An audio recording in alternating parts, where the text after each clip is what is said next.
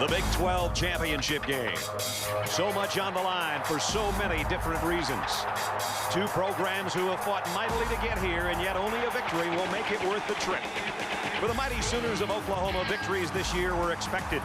Coach Bob Stoops has two of the nation's most dangerous offensive weapons in his own backfield. The arm of Jason White, coupled with the legs of Adrian Peterson, have the folks of Norman thinking Orange Bowl. But the Sooners need look no further than last year's conference title game for reassurance that an undefeated regular season means little to a hungry, overlooked opponent.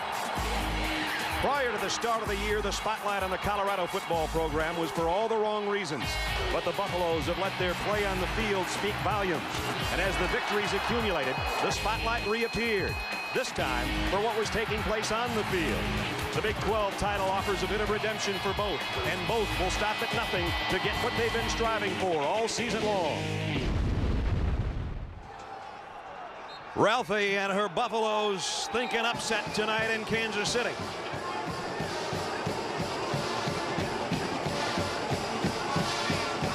The third time in the last 4 years they're the Big 12 North champions. But the task at hand is a tough one tonight. The Big 12 Dr. Pepper Championship has the Buffaloes from the north against the #2 team in the country, the Oklahoma Sooners, who need to win to earn a trip to the Orange Bowl in Miami. Welcome to Kansas City, everybody. I'm Brad Nessler. This should be a good one tonight. We've got a great fast track, a beautiful night in Kansas City, and two teams that are hungry for a win. When you think about what went on today so far, really no major upsets. Virginia Tech, in their first season in the ACC, won the conference. They'll go into the BCS. So will Pittsburgh. A big win over South Florida today. USC had to hold on for dear life against their crosstown rivals, but they won it. Auburn right now in Atlanta is taking care of business on Tennessee at halftime, and we'll follow the California Southern Miss game as we go tonight, though that one doesn't have Orange Bowl implications like this one does. My partner, as always, is Bob Greasy. And partner, last year we watched this game from afar and watched the Heisman Trophy winner, Jason White. They get out, they get a touchdown right away, and then they get thumped by Kansas State. They know tonight, unlike last year, they can't afford to slip up. They got to win this game to go to the Orange Bowl. Well, they've learned from that, and they've also been more balanced. Last year, they didn't have balance on offense. Now they have a running game, and they've got balance. That's the key. They've got the Heisman Trophy winner coming back, but he's got help this year. But again, Jason's putting up great numbers. He is. Jason White, the quarterback. Bob Stoops told us the other day, his 6th year, this is his best team. And his quarterback is playing his best football of all the years he's been here. But he's got a little help now. He's got a guy in the backfield that's not too bad. By the way, nice head. Yeah, partner. thank you. Adrian Peterson, an outstanding freshman, true freshman running back, has come in and just lit it up. You know, he's probably going to be in the running for the Heisman Trophy as a first-year player. But now he's got balance. You got running, you got passing. They've got the whole enchilada. Well, at Colorado, they had off-field problems last winter and spring. Gary Barnett was on administrative leave for about 4 months. He didn't even know if he'd be the coach. Now he's coach of the year in the conference. Here they come in, North champions again. Do they have a chance, though? Most people say they don't. Well, Gary Barnett is telling his team, and listen, they're 11-0, we're 7-4, but this is not a beauty contest. 7-4 can win this ball game. All we have to go is go out and execute. We got special teams. They're better on special teams, and get some turnovers, and they can win this ball game. And they're going to have to get good play out of their quarterback, and Klatt in the last 3 weeks or 4 weeks has played pretty well. Joel Klatt played great against Oklahoma last year. This year it's been up and down, but he has played well of late, and he's going to have to play well tonight for them to win. Well, for Colorado this year, they kind of rallied around this team. They said, let's go shoulder to shoulder and see if we can win the North title. They have. They're here with a chance for an upset. But the team they're taking, knowing that they've got to win to go to Miami and the Orange Bowl, possibly to meet USC, are the #2 Sooners of Oklahoma. And their fans are here in full force. A victory probably puts them in Miami against USC if something strange doesn't happen. And they've been in this game 4 of the last 5 years. Last year they got rattled. They don't want that to happen tonight. Lynn Swann will join us on the field, and then we'll kick it off in Kansas City when we come back.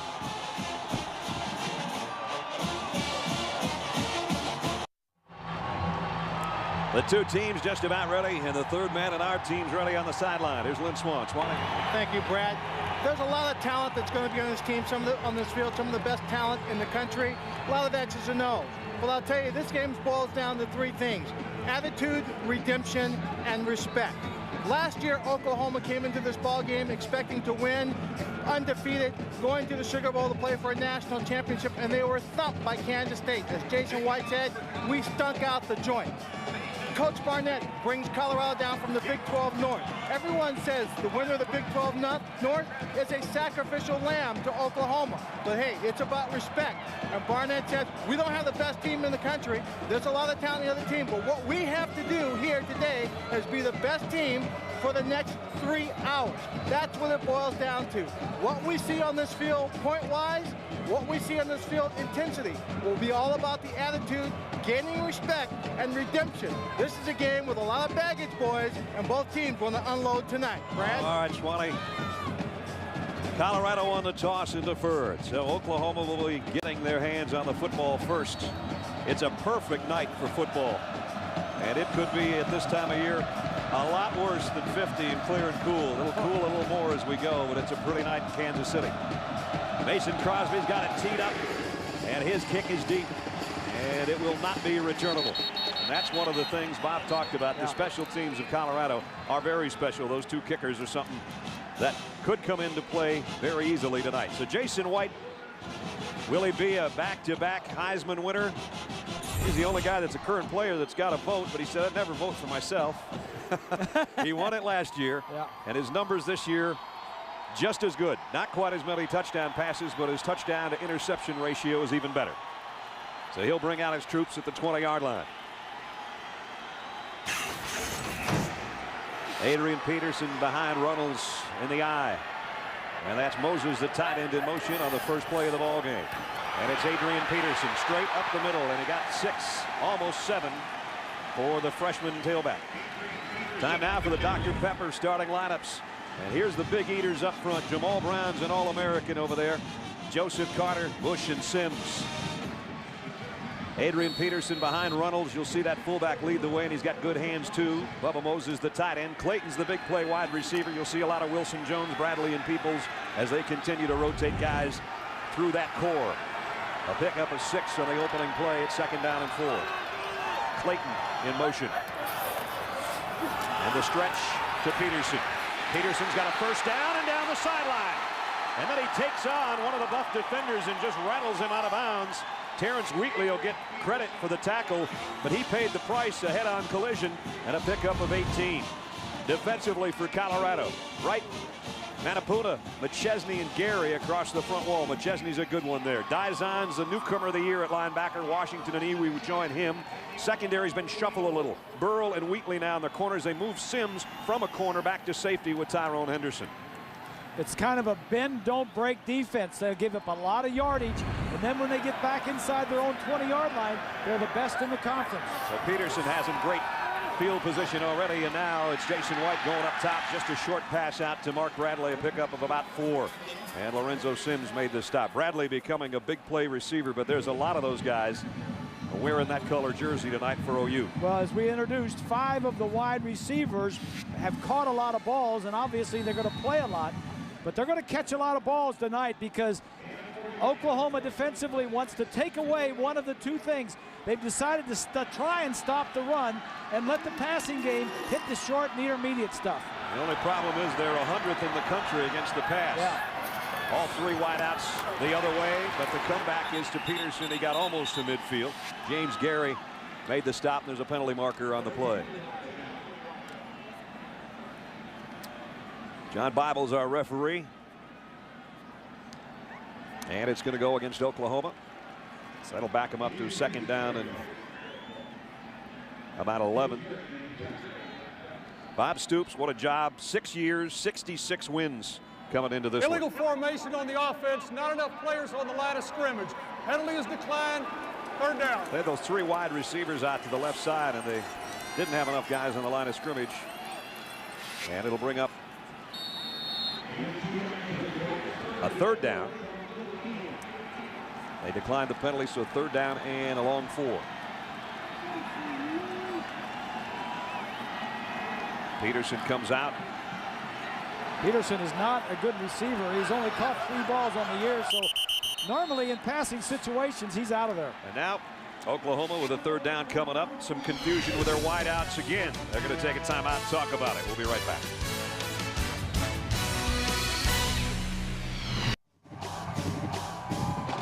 The Sooners have been in third down 167 times this year, and 89 times. 53% is best in the country they've converted. They got a 3rd and 4 here on their opening march. But those last 2 plays, Bob, they didn't look like they were organized in either case. I think they're just a little excited. You know, night game, championship. They're one game away from the national championship game. 3 wideouts, and Kewan Jones makes it 4. Empty backfield except Jason White in the shotgun. Jason, plenty of time, and open Bradley's got him. First down to the 40, and they'll move the chains. Needed 4, and they got 10. All 5 receivers went down past the first down markers and just did a little hook or a little out. White found the open guy. From behind the defense, you saw Clayton, number 9. He went down and kind of went out. Bradley was outside of him and just hooked inside for the first down. First down, Peterson back in as the tailback in the eye. And White appearing to be changing things up. He'll drop the throw. Plenty of time, deep for Bradley. And undershot and had him. He had a step or 2 on Lorenzo Sims, and that would have been a touchdown. He had him big time, little play action.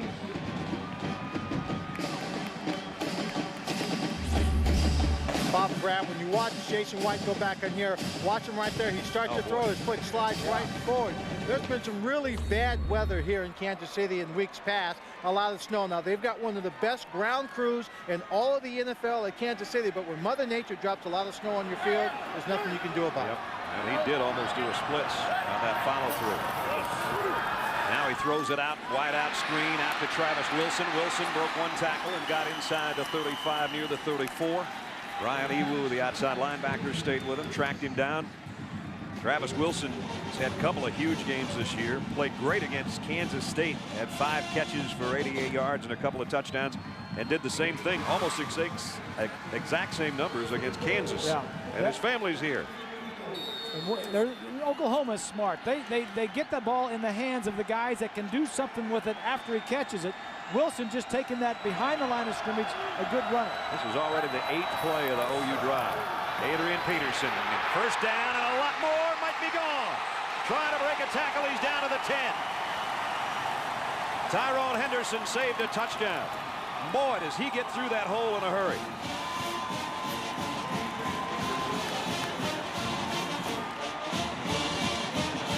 There's bursts and then there's bursts, Bob. He's got one. He does, and he got a bunch of help from the right guard. 77. Watch Joseph as he comes across, and he's going to pick up a block right here. Look at the block there. That springs. Any running back could run through that, but a guy as big and strong as Peterson, he doesn't need much help. 24 more yards down to the 10-yard line. Kewan Jones inside handoff now. Kewan gets inside the 7. James Gary made the stop from his defensive end spot, and it brings up 2nd down and goal. Colorado defensively, you mentioned how they were 100th against the pass out of 117 teams in Division I.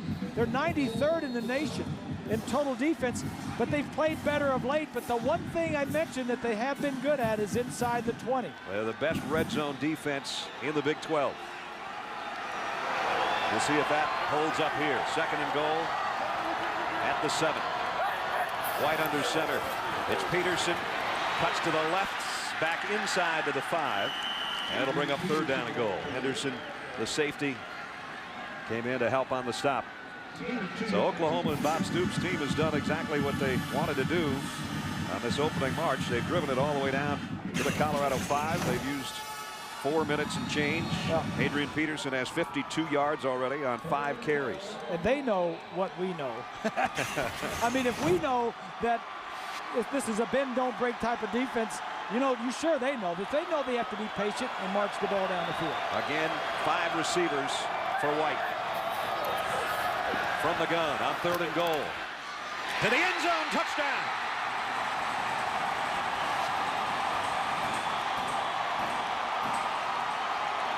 Will Peoples A 4-yard touchdown pass, 5-yard touchdown pass for Jason White.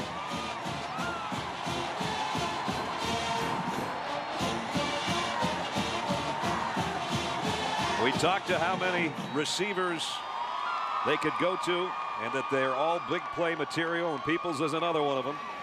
Hartley, the freshman, in for the point after.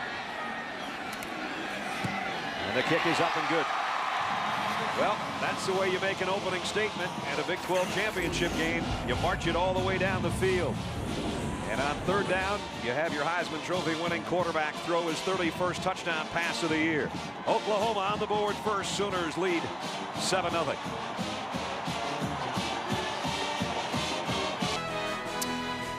Now the Sooners took it the length of the field, and they're on the board already. 7-0. Jason White's 31st touchdown pass of the year. Will Peoples' 2nd of the year, a 5-yarder. And they're on the board first. And Bob, they had some 3rd down situations on that drive, and they seem to be equal to the task. We said they were best in the country. They converted all 3 of them. Let's take a look. Watch White when he gets back. He's going to be looking this way, and that holds this safety. Watch what it does to the safety. It's going to open up. He's going to end up throwing the ball over to the right side. See how it holds the safety? Then he comes back, and the receiver just gets into the end zone. 5 receivers out, 3 to the right side, and 2. They picked up 3 first downs on that drive. Jason White in the red zone. You talk about red zone defense. We were talking about Colorado's White red zone offense this year. 18 touchdown passes, no interceptions. That's perfect. That is perfect. Can't get much better than that. Garrett Hartley to kick. Robinson and Wheatley wait on it. It'll be Stephon Robinson about a yard deep. Good return, man. But he got leveled. The ball is loose. Big pile up. Well, they're going to say it was down. Says it was down. But he did take a whack. Trying to unpile bodies. The referee was adamant, and so's the linesman, saying that it's Colorado ball, but let's take another look. Tony Cade's the guy that had him wrapped up. That ball was coming out. The ball was out before his knee hit the ground. The referee is behind the running back, or the returner. So Colorado looks to have gotten a break there. Yeah. They're still inside their own 20, so they're not going to have the greatest field position to start their opening drive. Purify is going to be wrapped up for a yard loss. Jonathan Jackson made the stop. Joel Klatt, one of the captains, a junior, was in the minor leagues in baseball before coming back to football. Had a great season really last year. At times this year he struggled, even got pulled at one point in favor of James Cox. Well, he said that really helped him. He's come back now in the last month. He's played pretty well. Yeah, and he is a baseball player, so he can throw the ball and he can move around. Faces a 2nd down and 11. Purify now empties the backfield. Klatt's going to throw it out, incomplete, intended for Vickers out of the backfield. The flag is down. And it's going to be roughing the passer, I think, on Oklahoma. Roughing the passer, number 49 on the defense. 15 yards, first down. Jonathan Jackson, one of the defensive ends. Well, this team leads the conference in sacks, and one of the things that a defense, well, that was really bad. Yep. One of the things the defense wants to do is get after a quarterback early, hit him, knock him down, get him on the ground. Bob Stoops is saying ball smarts, ball smarts. Says use your head. Yeah. So that gives Colorado a lot better field to work with now to first down at the 32-yard line.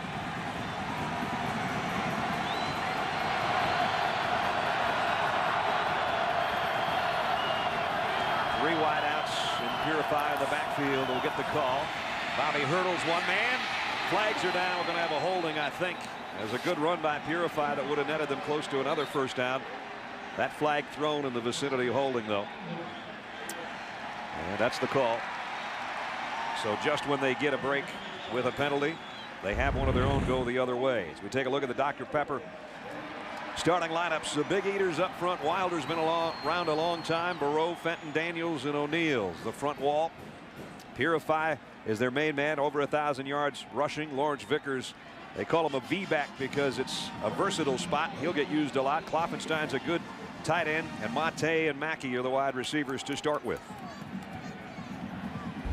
We lost a yard on them. So they're going to back up the line of scrimmage to about the 22-yard line. And that's where it'll be 1st and 20. If you're just joining us, Oklahoma went 80 yards in 11 plays in about 4.5 minutes and put it in the end zone to take the lead here. Colorado, this is their opening march. And so far, they've had one good run negated by the holding call. And the only positive yardage was with their quarterback getting decked from behind. 1st and 20 now for the Buffaloes.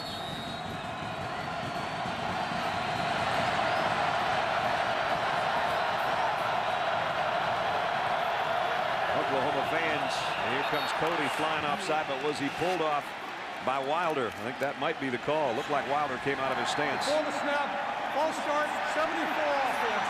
5 yards, first down. I was just going to say, the louder the OU crowd got, the longer it took Colorado, and then Wilder came out of his stance. Yeah, and he's one of the best offensive linemen of that group. He and Daniels the right guard, but you're right. You know, this is not a home game for either team, so it's kind of a mixed crowd, but I would say that the noise is much louder for Oklahoma than it is for Colorado. Yeah, I'd agree with you on that one. They have the bigger contingent of fans here without, it's not even close. Draw play, Purify somehow kept his balance, got out across the 20, picked up about 4. Brodney Poole made the stop. Oklahoma defensively, let's look at their front wall, the front 4. Jackson, Pendleton, Magruder, and Dan Cody, who's their top sack man. Lance Mitchell back to full strength now at that middle linebacker spot with Ingram and Alexander. Alexander will cause a lot of havoc. Perkins back in there after the injury that kept him out 4 games with Nicholson, Poole, Shelby, and Marcus Walker's the guy they took a red shirt off of in the Texas A&M game. There he is, and they might want to pick on him, or they'll try. Yeah. 2nd down, 21. They're looking that way, and they threw incomplete. They were throwing on Walker on a pass intended for Mackey, and it was not a good throw. And it brings up 3rd down and long. Well, they were going after the true freshman. And Klatt just threw this ball a little bit too early. He threw it way more to the inside of it. Klatt had some time, could have moved around in the pocket, but you know, young quarterback Klatt, he's probably a little jumpy too. He could have waited. Yep. Took that big hit from Jackson on the personal foul on the roughing the passer, and then Cody came flying around the next time, so he's thinking about it back there, and now he's in the shotgun on 3rd and 21. And here they come, and there he goes, trying to get out of trouble, and finds an open man and missed him. Ron Monte, had he kept his footing, and if he could have gotten it out there to him, he may have gotten way down there for the 1st down sticks. I mean, they were chasing Joe Klatt. I'm sure his eyes were as big as silver dollars. But then when he got out and found some space, he saw a receiver down there. Monte could have just taken his time and got him the ball. So now it's a punting situation. Antonio Perkins back in there, and he's one of the best that's ever done it. As you saw those numbers, remarkable. 8 returns for touchdowns. John Tarp, the punter, is a good one too for the Buffaloes. Handles a high snap. Ooh, nice kick. Perkins way back at the 24. Perkins across the 35. Got about 12 yards on the return. And Oklahoma with a 7-0 lead has the ball back. They don't want what happened last year. They led 7-0 against Kansas State and then sort of lost focus. Bob Stoops said, don't worry about that tonight. They've kind of had a chip on their shoulder since last year, and that that they didn't feel that they finished as well as they're capable of, and you know, they're determined to try not to let that happen again. And of course, last year they got beat in this game, and I don't think they ever recovered in the VCS title game against LSU. They're healthier this year too, and they've got this guy running the football, Peterson. 2 or 3 before they wrap him up and push him way back. Thaddeus Washington made the stop. They're going to give forward progress out to about the 39. So with guys like Jason White and Adrian Peterson in your backfield, you got to feel pretty comfortable if you're Oklahoma, the #2 team in the country, and they know they've got to win this because at last report, Auburn was beating Tennessee in Atlanta. And if you missed it before us, in the second game of our triple-header on ABC Sports today, USC survived UCLA. So top-ranked USC, their season's over, the regular season unbeaten. That's what Oklahoma's trying to do here tonight as well. It's Peterson, right side. Again, he's got that extra burst when it looks like everybody's running about the same speed as him. All of a sudden, he pops it out for 11 yards and a first down near midfield. 65 yards now for Peterson. 65 yards, and we've hardly gotten out of the first quarter. Played half of a quarter, and Peterson is already halfway to 100 yards. And against the best teams when he plays the best. We saw him against Texas in the Red River Shootout for 225. 249 is season high against Oklahoma State when they really had to have him. And then against Texas A&M, another 100-yard-plus game when he hurt his shoulder. Here's the throw to Bradley, and he's out of bounds. Another first down at the 38-yard line. So now they got a little bit of everything going on, Bob. Yeah, well, you know, the beneficiary, both Jason White and Peterson are the beneficiary of having that offensive line. Yeah. They're all 5 back from last year. They average 37 starts per man. That's remarkable. 37 starts per man. I mean, it's just, I mean, these guys have been around forever. Some of them have been playing since they've been freshmen. Now the shotgun, 4 wideouts. Kewan Jones in there, and he'll get the call on the counter. Kewan Jones down to the 30 and close to another first down. Sims brought him down. Kewan says that's the way we do it. He was their leading rusher a year ago. Not quite 1,000 yards, but he's a pretty versatile fella. Can catch it out of the backfield, and he'd be starting for a lot of teams if number 28 wasn't coming back in the huddle for him. And they come and go. They just are a 1-2 punch. Kewan is usually in there on most passing downs, and but Peterson and he split the downs sometimes on running downs also. So it's second down and a short 2. As Bob said, Peterson's back in. Runnels, the fullback, is in motion. It's Peterson on the call. Adrian, first down, more breaking tackles down to the 21-yard line. Wheatley brings him down, but it's 9 more. He was tackled. He's got a nice patience about him, too, for as talented as he is. He waits for his blockers. And the play was originally designed to go inside, and he just, like you say, gives them time to do their thing. And if it's not there, he just bounces to the outside. We'll watch his numbers all night long because most people feel he's one of the 5 that'll be in New York when the Heisman's announced. And he's 226 yards coming into the night, short of the single-season school record for rushing for Oklahoma. So that's a kind of a magical number we'll watch. First down. White back to throw. Going to the end zone. Got his man. Touchdown. Mark Clayton.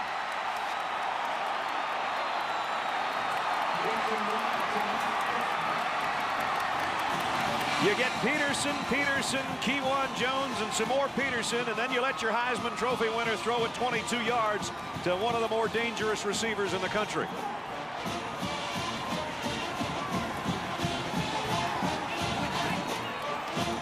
Two on the night here in the first quarter. Yeah, 2 drives, 2 touchdowns, 2 passing touchdowns by Jason White. Mark Clayton, 7th of the year on the receiving end. The extra point up and good, and it's 14-0. Perfect pass to an All-American receiver. Nice luxury to have, huh? The Heisman Trophy winner from a year ago, 14-0.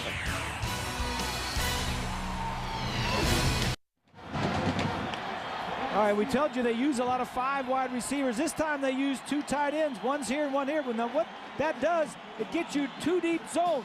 Now, Clayton right here, he's just going to run an inside post to the post corner to the outside. He's going to get down past the first guy and then breaks it to the outside. Chuck Long, the offensive coordinator, the 2 drives they found, they were in that formation a couple of times, saw that they gave him 2 deep and figured out that we could do the post corner and get a touchdown. Last year he caught 15 touchdowns. That was his 7th of the year.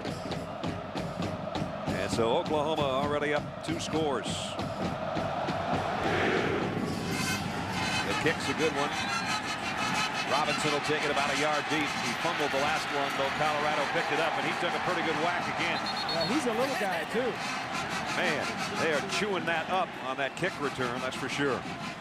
Coming up Monday nights, more football on ABC. Bill Parcells and the Cowboys try to keep their playoff hopes alive. I think everybody in the NFC is still alive for the playoffs, aren't they? They'll take on Sean Alexander and the Seahawks. Monday Night Football, 9 Eastern, 6 Pacific on ABC. Cowboys have one good thing going for them right now. The rookie out of Notre Dame, Julius Jones, getting it going a little bit.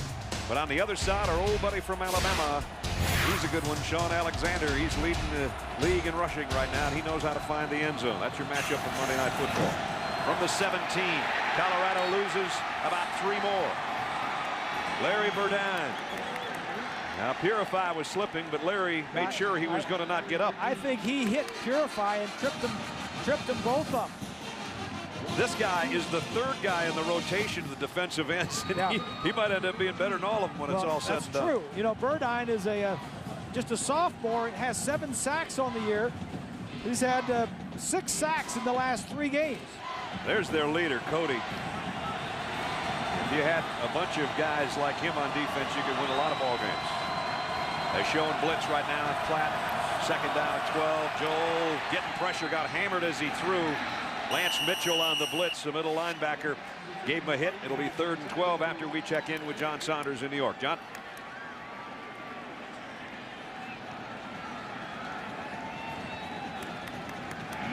Flea flicker finds Anthony Pirine, who hits him in stride, in for the touchdown. Southern Miss up 7-0. You can bet the Longhorns of Texas have their eyes on this one. Well, you'd think something's going to happen tonight, Strange. Maybe it's going to happen. Southern Miss, they've got the early lead, 14-0 here, and a 3rd and long, which you don't want to be in against the hungry Sooner defense. They're going to bring some heat again, it looks like, and they will. Platt in trouble. They've got a hold of him, and down he goes. Yeah, they love 3rd downs. This Oklahoma defense really attacks. They lead the conference in sacks. And they are like in a feeding frenzy when they get on 3rd down.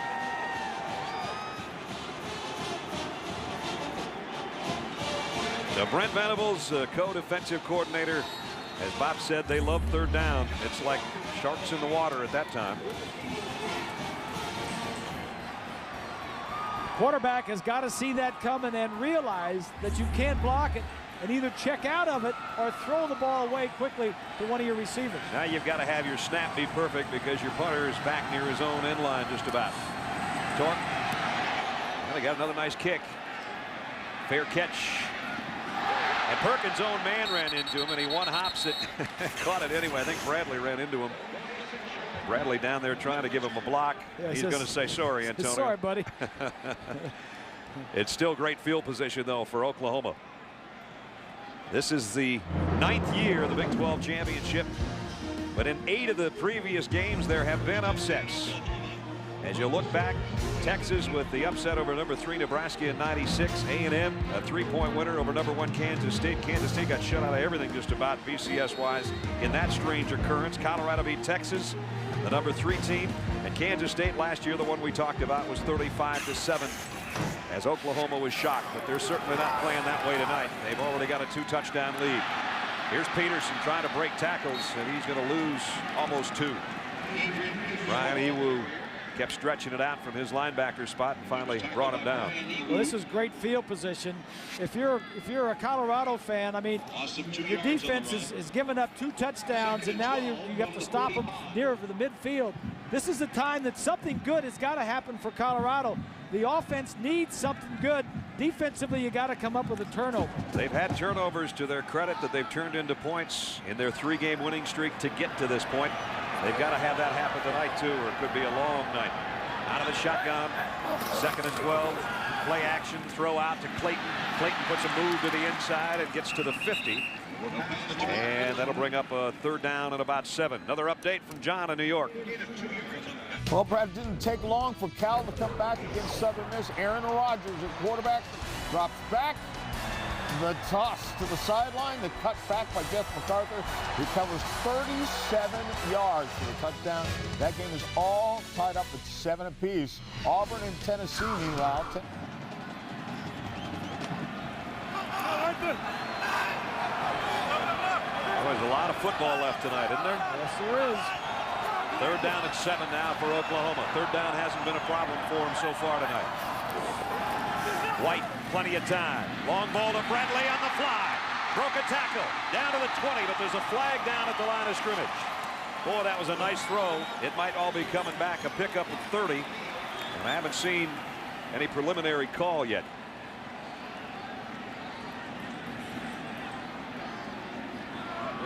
Illegal formation offense. Not enough players on the line. Oh, that's the 2nd time that's happened. Repeat 3rd down. And Bob Stoops doesn't agree with it.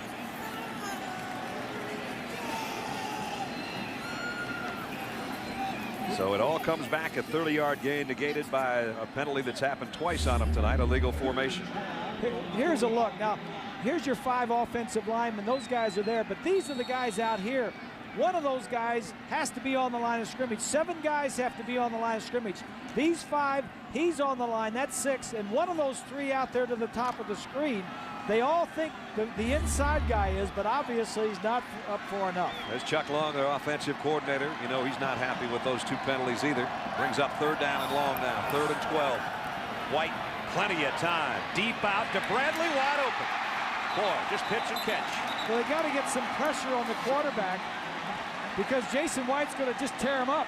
Just about every replay we've had of Jason White throwing, there's not a white jersey in the picture. No, there isn't. And again, give credit to the offensive line. There is nobody near him. And these receivers just going down and just eating up this defensive backfield. Pick up of 20 on a 3rd and 12. And a perfect throw by White. 1st down at the 35. And Bradley's just getting better week in and week out at wide receiver. Peterson straight up the middle. Close to the 25 is Adrian Peterson. Pickup of 9.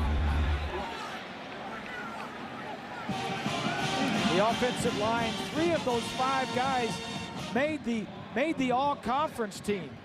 Carter, the center, and Brown were 1st team all-conference, and Joseph, the guard, made 2nd team. In fact, Jamal Brown, the right tackle, is an All-American. Well, Adrian's on course for about 320 tonight. Nice 1st quarter anyway. With a little over a minute to go. 2nd and short. Gets the call again. Stutter steps in the hole and gets a tough 3 yards for the 1st down. And Bob Stoops has told us, you know, he's flashy and he's fast and he's got some nice moves in the open field, but I love those tough 3- and 4-yard runs he gets us. Those are the ones that impress me. Well, he is, you know, he's got a great combination. He is big, he is strong, and he is fast. He's 6'2", about 215, and he can run. The other thing is he's hard to bring down. Very hard to tackle. Hard to tackle. Not usually one guy is going to get him down. Kewan Jones will come in right now to spell him, as Adrian will get a breather. 1st down Oklahoma, though. They're back near that red zone area at the 23 of Colorado, already leading 14-0. Penalty markers as Kewan Jones is going to go down for a loss. Flags all over the field. Brandon Dabdoob was the guy that made the stop, but again, a penalty marker with 29 seconds left in the quarter. Illegal formation. 55 is not on the line of scrimmage. 6 players on the line. Wow. 3 times in 1 quarter. Now they're going to have to start drawing lines all the way across there for those guys to all line up, I guess, and get 7 up there. I know what's going through that mind right now. It's not a pretty sight. Oh. Well, guys, we were talking about the Colorado red zone defense. The last drive for Oklahoma obviously came from outside the red zone.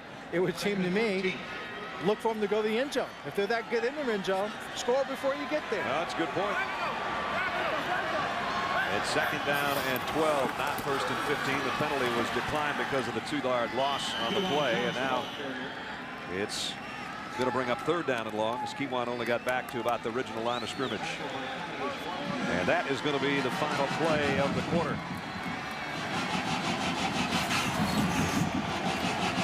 So for the Big 12 championship in Kansas City, all Oklahoma in the opening 15 minutes. The 2nd-ranked Sooners leading Colorado 14-0.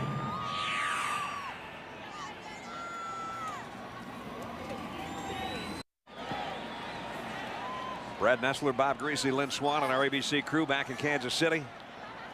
As Oklahoma in the first quarter, 2 long scoring drives, both capped by Jason White touchdowns. And on the 8th play of this drive, they've got 3rd and 10, just outside the Colorado 20 again at the 22-yard line. They've converted every 3rd down they've looked at so far in this ballgame.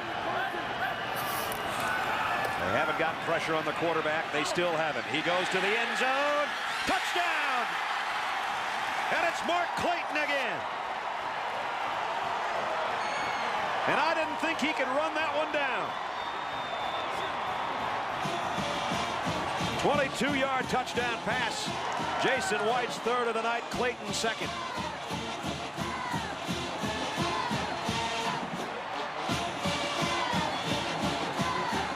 This is the first time they went man-to-man. And whether it's zone or man-to-man, they just ate this up. The extra point coming up. Garrett Hartley with a point after to try to make it 21-0, and does. And wow, 2 22-yard touchdown passes to Mark Clayton tonight, and 3 on the night for Jason White. It's like shooting fish in a barrel, huh? It is. I said earlier, it's pitch and catch. If they don't get pressure on Jason White, he might have a 6 touchdown night before it's over. Look at this. Just slides around, throws it to the outside. Look at this catch now. Whoa. What you really love about these receivers as a group, guys, is not only are they really good athletes, as we see here with Clayton stretching out for this ball, but they run some of the best routes as a group I've seen any team in college football this year. They're extraordinarily well disciplined. He knew where he wanted to go with that ball. I'll guarantee you they practiced this move over and over again. Well, Jason White, fellas, only 9 of 10 for 106 yards and 3 touchdowns. I don't even remember the incompletion. Oh, yes, I do. Bradley was open. He missed him. Yeah. Bradley was the slot receiver there. Just runs down and runs to the corner.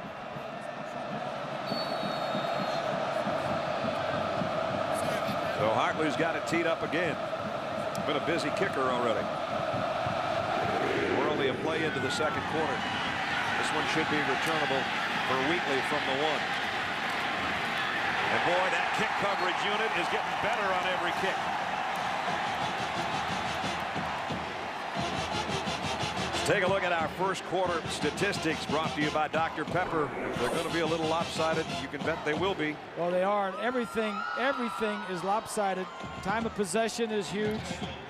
3rd down conversions. Yardage. I mean, this is ugly for Colorado. And that's just the first quarter. That doesn't include that last touchdown. And the last touchdown made him 5 for 5, as Bob said, on 3rd down conversions. Colorado's got to muster something pretty soon here now. Purify. That's not it. Lawrence Dampier with a loss of 3. So we check in with John in New York. Southern Miss, but back-to-back now. Aaron Rodgers, 8 yards to Garrett Cross.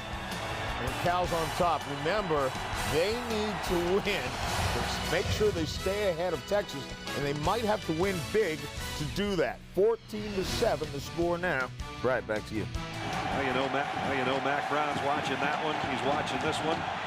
He's hoping some people change their mind about his horns or have a better opinion of what they already have.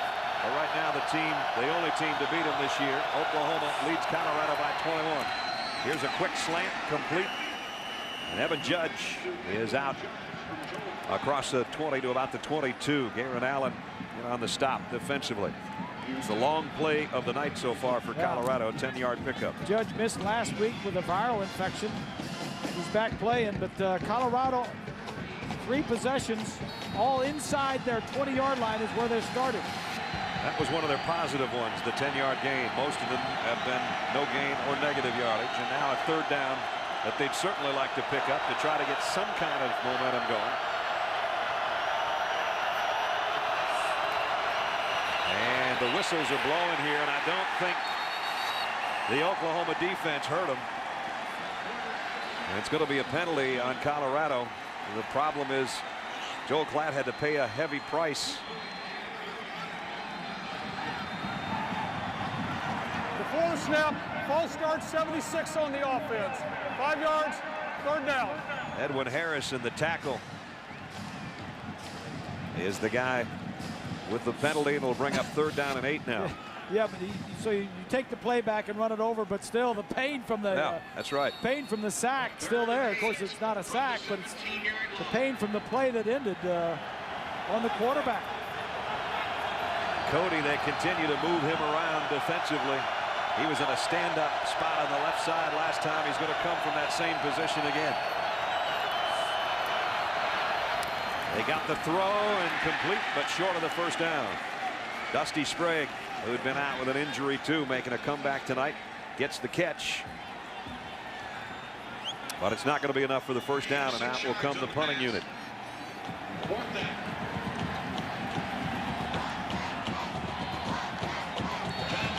And again, it's going to be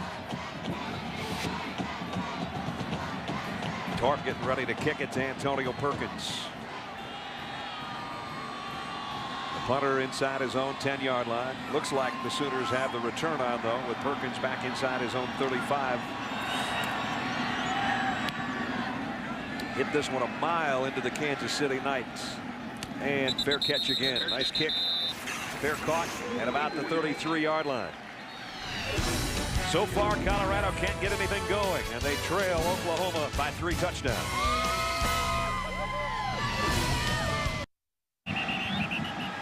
The drives are getting shorter, but the results are all the same. 3 touchdown passes from Jason White in 3 possessions, and all Oklahoma so far, 21-0. And I mentioned this was an offense that was on fire coming into the game against a defense that was not very good. Adrian Peterson. And that time the first tackler got him, Dominique Brooks. Short gain, got about a yard. The only problems I think you've even seen Oklahoma has a few penalties tonight. They've had 3 penalties for illegal formations. And Swanee, the field situation itself could be causing some of that. Well, it could be causing a little confusion. The field down here is set up for an NFL game. Where the numbers are in the field are the NFL numbers. There are 2 white hash marks on the field. That's where the college numbers should be. And they cause some problems in terms of substitution and alignment. Peterson dropped for a loss this time. Tom Hubbard from the safety spot made the tackle. It's going to be 3rd down and long after we check in with John Saunders with another update for us. John? Brad, could this update mean upset? Auburn has led throughout, but Gerald Riggs here takes it 80 yards, and watch the speed as he pulls away from 2 Auburn defenders. Touchdown, and Tennessee with the extra point has tied the SEC championship game at 21 apiece. Auburn looking to remain unbeaten. Brad. Wow, little Gerald, a lot faster than his daddy was. 3rd down and 13. White. 3rd and long hasn't been a problem. This time it's incomplete. That's only the 2nd incompletion of the game for Oklahoma, and they're going to have to punt, believe it or not. Yeah, well, there was nobody open past the line, past the 1st down marker, so he did the only thing he could, and that is just throw it away. There's Mike Hankwitz, the defensive coordinator, so his team finally got a stop there and forces a Blake Ferguson upcoming punt.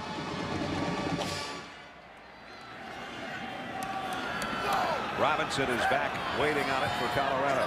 Colorado's got a lot of guys up there close, like they might want to bring some pressure. He got the kick away. This one high kick. Taken on the run on a fair catch at about the 33-yard line. 37-yard kick, but he kicked it a mile in the air. Time now. Aflac. There's our duck for our Aflac trivia question. This week's question: who was the last Oklahoma Sooner to lead the NCAA in single season rushing? All right, we'll have the answer for you a little bit later on. Adrian Peterson, not the leading rusher in the country, but he came into this game with more carries than anybody else in the country. 1st down at the 34.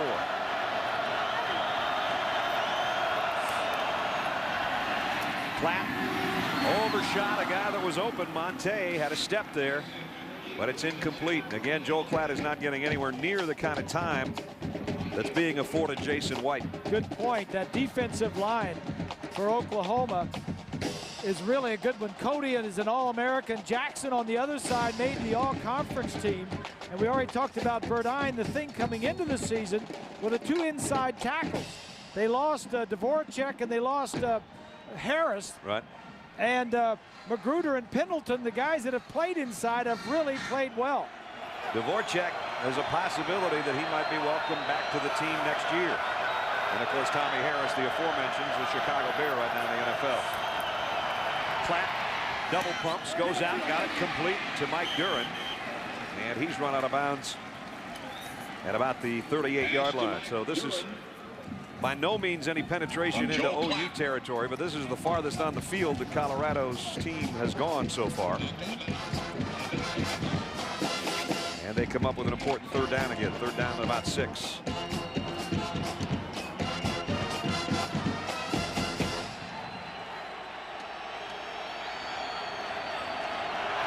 Empty backfield except the quarterback in the shotgun. 5 wideouts for Klatt. Again, he pumps once, twice, and intercepted. Antonio Perkins tipped it to himself.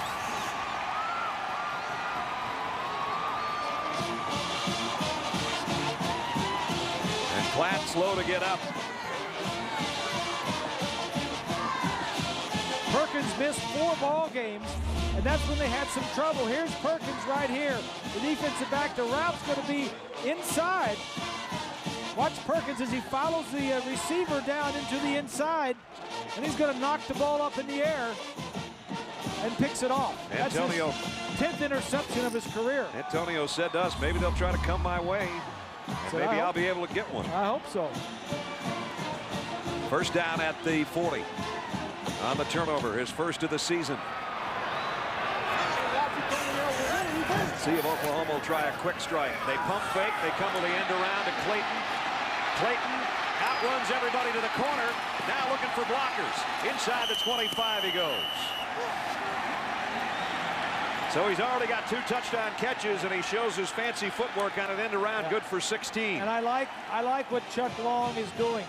He's not sitting back and pulling in the horses. He's going. He's reverses. He's throwing deep. He's doing everything in his game plan to put this game out of reach by halftime.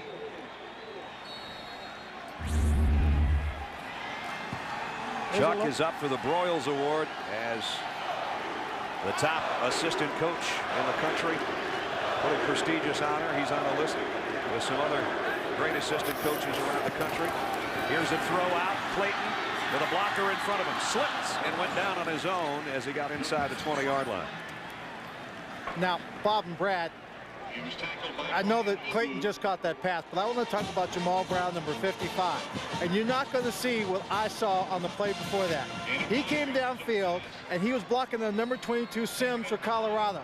He had him about 5 yards inside the line of scrimmage. By the time he finished blocking him, he had him down on his back, 10 yards out of bounds, just totally devastated him, and got up, pumping his chest, saying, this is what it's all about. He says he's a guy that changes a little bit when that helmet and those pads go on. Right there. At the 19, Peterson now looking for a block from his quarterback. Doesn't get much of one, but he outruns everybody anyway to the far side. And Sims brought him down. And Swanee was talking about Jamal Brown, and you know, when you're thinking about an offensive lineman, 320 pounds, you don't get to score touchdowns. So what's the thrill on the field? It's always, you know, been fun to run block, you know, especially when you got a guy like Adrian Peterson back there running the ball. And you know, we're just a physical team, and you know, running the ball, you just get in the other guy's face and just, you know, drive him off the ball. And that's something that we practice hard on, you know, every week, and that's something that as an offensive line we enjoy doing. Yeah, you enjoy blocking for a guy like Adrian Peterson. 2 tight ends set now on 3rd and 3. They scored on this the last time they were in this formation. This time they'll run it. Peterson, he's got the 1st down and more. Boy, he's strong. Flags are down. A Colorado player is down.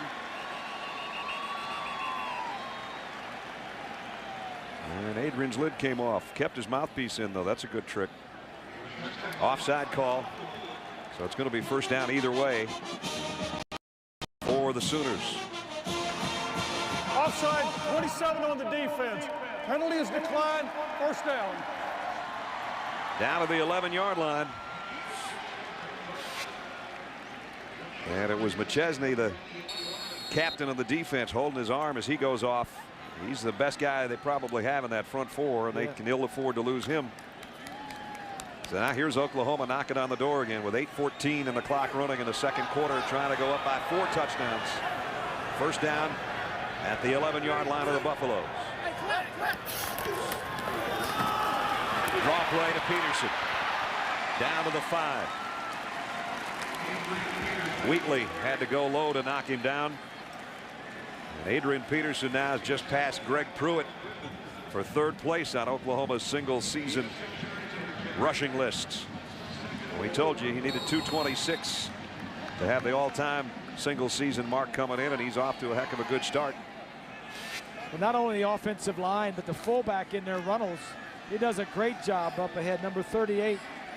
There you see a list of the top runners at Oklahoma. Pretty good company. Second down, they can get a first down inside the 2. Adrian Peterson waits for his blockers and now battles forward to about the 3. Washington made first contact from his linebacking spot, and the clock winds down. It'll be under 7 minutes the next time Oklahoma snaps it, as they've dominated the game so far. Coming into the ball game, Oklahoma had not been that good inside the 20. They were like 8th in the conference in scoring inside the red zone, but they're 4 for 4 tonight. They've only had 1 missed conversion on 3rd down, as you saw. Now they've got 3rd down and a couple. Runnels comes in as the fullback. He might be the lead man for Peterson if they throw. Moses, a tight end, in motion. It's Peterson, puts his head down and drags people with him for a first down, but not a touchdown. Boy, he ran into Washington. That was a nice collision. And those two, you see Washington giving a slap on the helmet. It's a nice hit, kid. Yeah. He's only a sophomore, Washington. Peterson, a 19-year-old freshman. Watch this collision. Bang. Oh, man. Good form tackle there by the middle linebacker. Adrian Peterson has 99 yards rushing here in the first half. He's done a lot of the work. White's thrown 3 touchdowns, and now let's see if he tries to get the freshman tailback in the end zone. First and goal, OU. Peterson to the end zone. Touchdown, Oklahoma. And now he's got 100, and he's got him 6.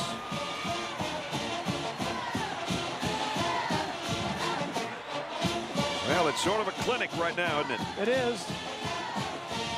That was the 36th play of the first half for Oklahoma.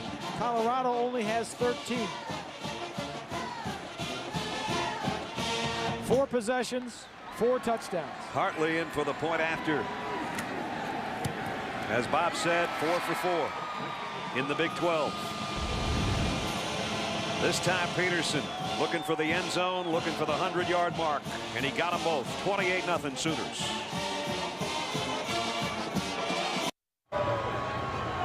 Well, Adrian Peterson now sitting around. He knows who takes care of business. These are some of his linemen there. And he's got 100 yards, his 11th 100-yard game. He joined Emmitt Smith and Marshall Faulk as only 3 freshmen who rushed for 1,000 yards in 7 games to open their careers. That's pretty good company, too. He had 3 over 200-yard games, too, didn't he? Yep, we had one of those against Texas. And penalty marker, it'll be a flag on the return as Robinson trying desperately to get out that 20-yard line. Colorado just can't even do that. Well, I would say that if Oklahoma wanted to come out and make a statement to the rest of all of college football and to the BCS, they're doing it here with 4 possessions. Number 43 on the return team. half the distance to the goal, first down. So the problems continue to crop up. All Oklahoma so far, just under 6 minutes remaining in the first half here in Kansas City. With Bob Greasy and Lynn Swan, I'm Brad Nessler. The Big 12 championship on the line tonight here in Kansas City, and it's all Oklahoma so far, leading by 4 touchdowns. And again, terrible field position again for Colorado. Purified trying to get something going on the ground, and they can't get anything going offensively. Let's get an update from what's going on in the SEC, though. Here's John again in New York. Brad, Auburn comes right back to regain the lead. Jason Campbell, 53 yards to Devin Arumashadu. I said Arumashadu. He hauls it in for the touchdown, and Auburn is back on top, although Tennessee, no quit. They're fighting back and marching as well. We'll keep you updated. Brad, back to you. All right, John. Touchdown difference there. 4 touchdown difference here. Look at the total yardage. Wow. 2nd down and 9. They fake the draw. Clap. Deep down the middle. Is it intercepted? Very close. Rodney Poole had his hands on it. He couldn't hold it. Ron Monte was the intended receiver. Poole did a nice job of trying to undercut the wide receiver. I don't think there's any doubt that if Oklahoma keeps playing the way they are, they're going to go ahead and win this ball game and probably be in the championship game. Of course, that meeting is tomorrow. They have a conference call. I think most of it's in New York, but they have a conference call between all the conferences and the bowls, and we'll find out where all these teams are going to end up. Of course, the BCS selection show on ABC tomorrow afternoon at 5 Eastern. 3rd down and 9. Here comes a blitz from the corner. Look out, Joel Klatt. Down he goes. Brandon Shelby was the first guy there, and then he got help from his friends up front.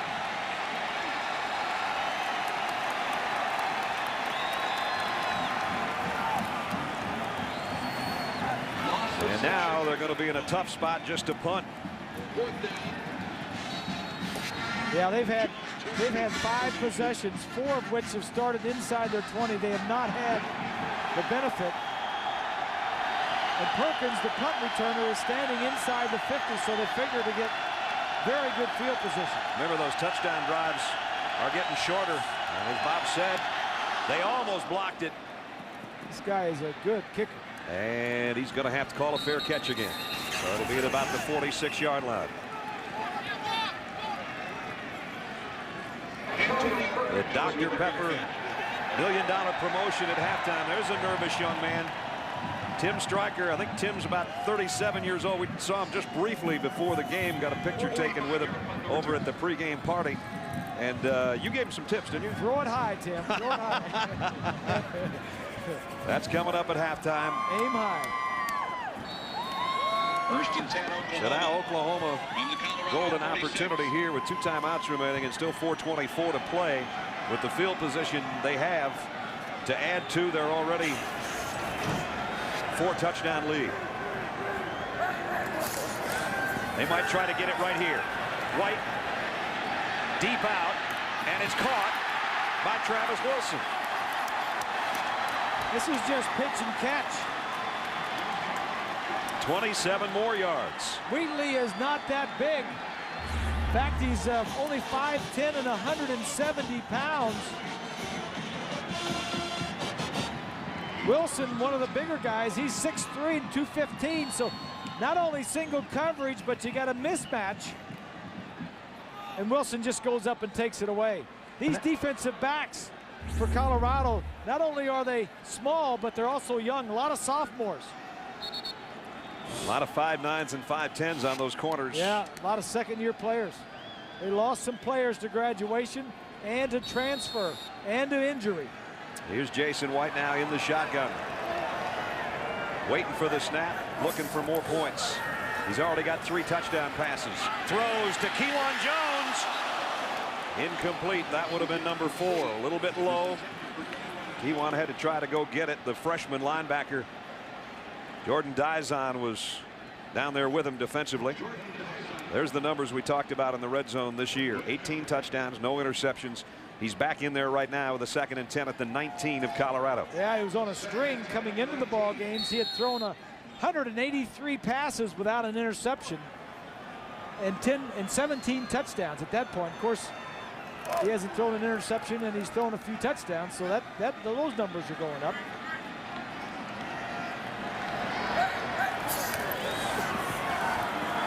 End around to Clayton, and Colorado smelled this one coming.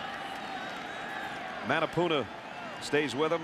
Vaca makes the tackle from his defensive tackle spot, and a loss of 7.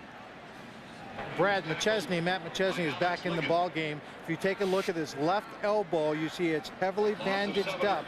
He injured his left elbow against Kansas State, may have hyperextended it then, and just now has re-injured it in this ball game. He's got a brace on his right elbow and a wrap on his left. Well, they were talking about putting a brace on his left elbow also, but they may have had some problems just trying to get to that brace. Plus, he's playing through a couple of ankle sprains. So he's all banged up, but he's a warrior. Yeah, he wanted to go back in there.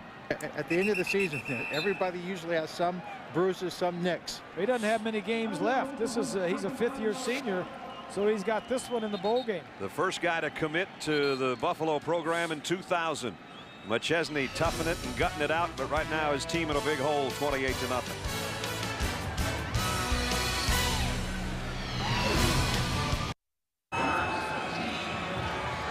Third down at 17.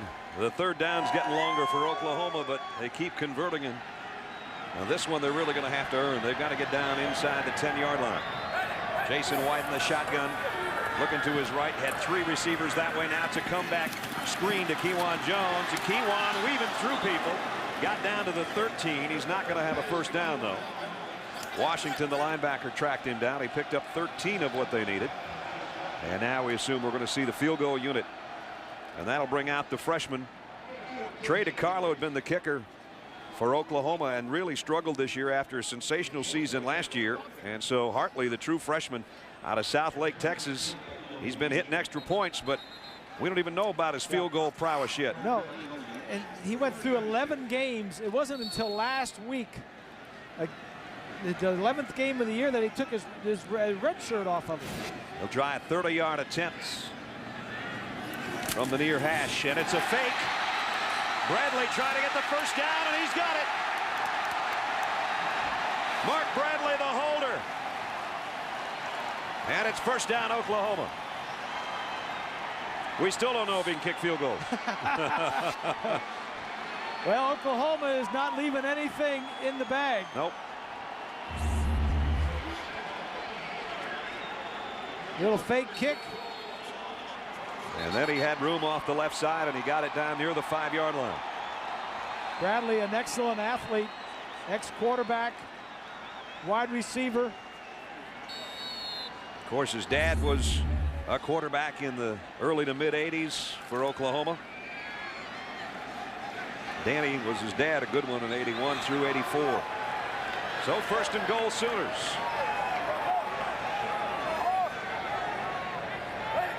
At the Colorado 6, White, the lob to the corner, and it's intercepted. Picked off in the end zone by Terrence Wheatley. He didn't get enough air into that one. Willie Roberts, the tight end, was his intended receiver and played beautifully by Wheatley. They tried to get a mismatch. Roberts is 6'7", and Wheatley is 5'10", but Roberts is the one that slips and falls down. That's absolutely right, Bob. Roberts just slips. He's in a pretty good position if he could just control his body and get his feet underneath him to go up for it. But he goes to plant, both feet slip away, and it's only a Colorado defense able to catch the ball. Guys, I was wondering if Jason White could make it to 200 passes without an interception. He got to 199. There you go. That goes all the way back to mid-October against Kansas State. And that interception is really not his fault. Right. Here's Klatt, and it almost gave it right back. Yeah. That one was almost intercepted. And by not being Jason White's fault, I mean that Roberts should have, at worst, knocked the ball down. He should have defended it, and not if he didn't catch it, and he should have caught it, but he should have at least not let the other guy catch it. Joel Klatt almost gave it back. That ball was very close to being intercepted by the Sooner defense on the ensuing play. We haven't seen Kloffenstein yet, the tight end. He's one of his favorite receivers. He's in there. On second down and 10.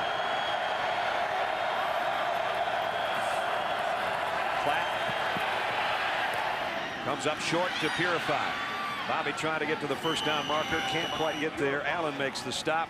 Pickup of 7. We're under 2 minutes here. Let's get another update from John in New York. Craig James and Aaron Taylor, that's the ADT Championship Trophy. You played for a Super Bowl, you won a Super Bowl, but this has got to be a bigger throw. Well, it is right now, this time of the year for a lot of these college teams. Hey, coming up at halftime, Texas and Cal. Cal is barely beating Southern Miss. We'll find out if they think Texas can sneak in. ACC and the Big East have some people going to the dance. We'll talk about it. Fellas, seeing you about a minute 20 seconds. Pass tipped. You talk about his own blitz. Yeah, look at the size of the guy that almost got that ball. Dampier, the redshirt freshman, 300-pounder, dropping into coverage. I love this game. Here he is right here. He's going to charge and drop right back. Like you said, he's a big 300-pound defensive tackle. Drops back, right back in the slant area. Now, he got the execution right.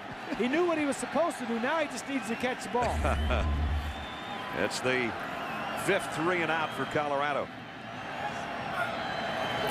Torp's been a busy punter with that left foot, but he's done a nice job with it. Another beauty here, but Perkins has a chance at this one from the 24. And nice coverage by Colorado. They'll bring him down about a 5-yard return with a minute 5 remaining in the half. Our Pacific Life game summary. To sum it up in a word, it's been Sooner. First it was Jason White to Peoples for 5 yards and a touchdown. That capped a long scoring march. Then he went 22 yards to Mark Clayton, his 7th touchdown catch of the year. Why not try it again? 22 more to Clayton in the corner. A terrific catch, his 2nd score of the night. They just faked a field goal and were trying to go for more, but the ball was intercepted in the end zone. Yeah. But now they've got it back with a minute 5 to go in the half.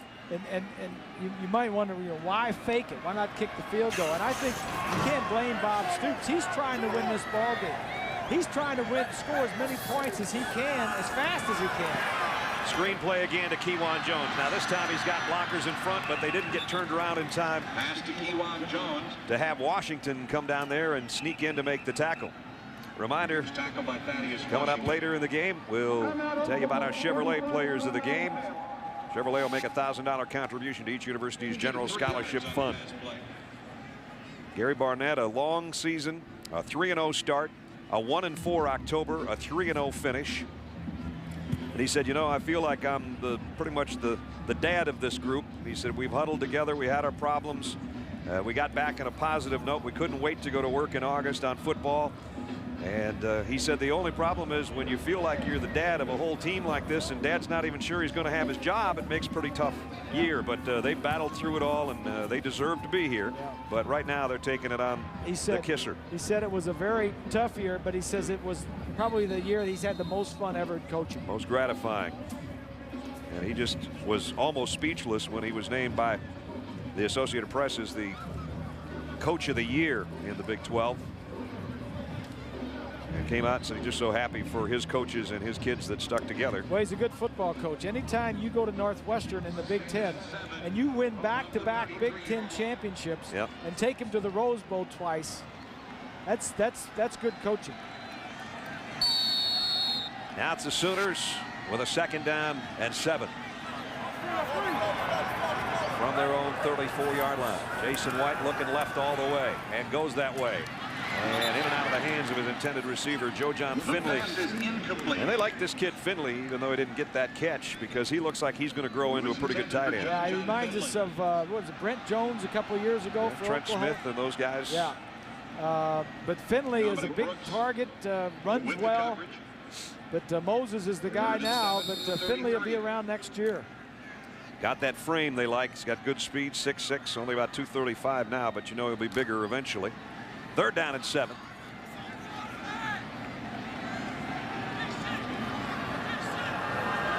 And now it's Finley, the tight end, who will be in motion. White finally got some pressure and throws high and incomplete, intended for Bradley. That's the first time there's been a white jersey in the vicinity. Alonzo Barrett, the freshman, coming around the corner to put some heat on Jason White. That's going to be a punting situation.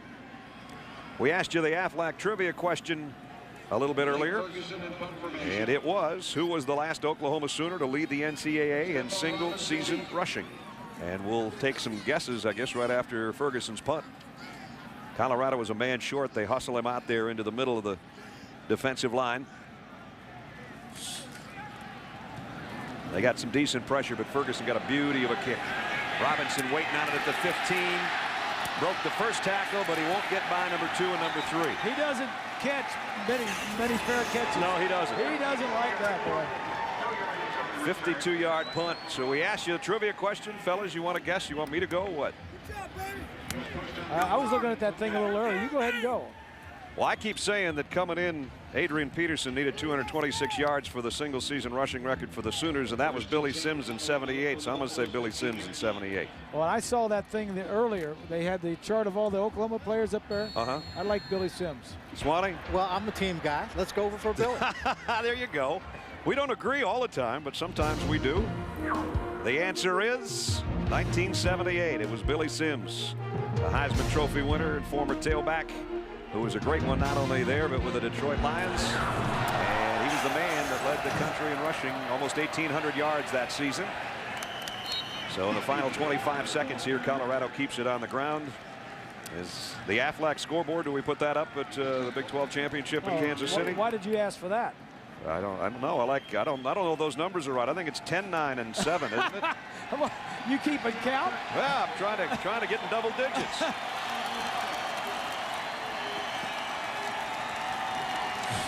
All Oklahoma in the first half as they lead 28-0 on 3 Jason White touchdown passes. Here's Lynn.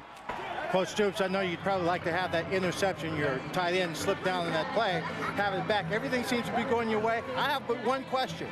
The one thing that's probably been causing your team more problems are the penalties for illegal formation on your offense. What's been going on? Well, we shouldn't have a tackle up on the line of scrimmage, but hopefully we can play the second half as well. We need to. Okay, Coach. Thanks, Lynn. Thank you. So Bob Stoops knows that right now he's 2 quarters away from a probable trip to Miami in the Orange Bowl against USC. That'll all be determined tomorrow. The guys that'll tell you about it are the guys coming up on the Capital One halftime show. Here's John Craig and Aaron in New York. Fellas. And welcome back to the Big 12 Dr. Pepper $1 million promotion. Let's go down to my partner Lynn Swan on the field for the action. Swanee. Okay, thank you very much. We've got a young man, Tim Stryker, who's going to have a chance to go for $1 million in this little challenge. The Dr. Pepper Big 12 $1 million halftime promotional. Now, he's got to have 10 footballs, 5 in each. From the 5-yard line, he can throw 5. From the 10-yard line, he'll throw another 5.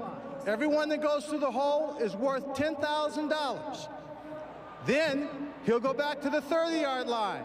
He throws it. If he makes it, they're going to add a 0 to it. So if he makes 5 for $50,000, Tim, you make it from 30, it'll be worth $500,000. Yes, sir. Okay, you've got 30 seconds. Don't cross that line. Go for it.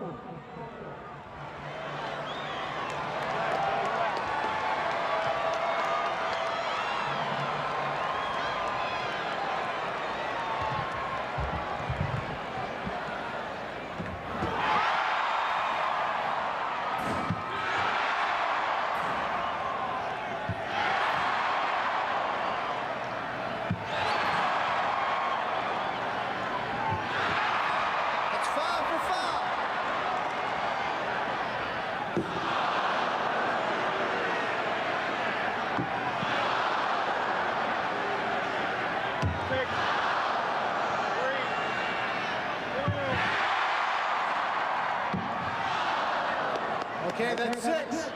Is that correct, officials? He's got 6. He's got $60,000, folks. He's going to have one shot right here to turn that 60 into $600,000.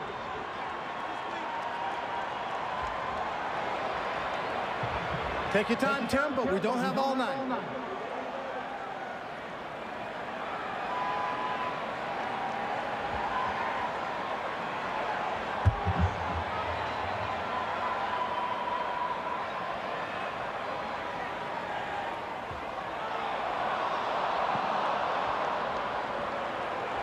Hey, Tim, that's okay. That was a tremendous effort. All right, you made 6. $60,000. We have with us the president of Cadbury Schweppes, America's brand, Gil Kassan. Gil. Hi, Lynn.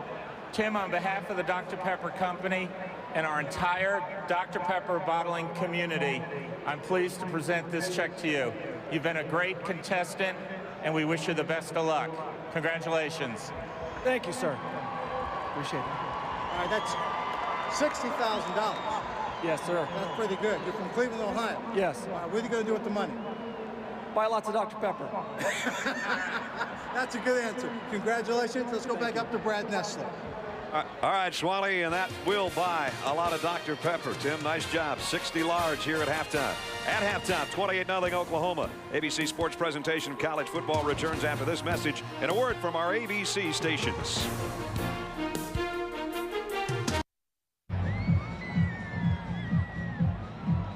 Jason White warming up. Certainly he was warm in the first half. 3 touchdown passes.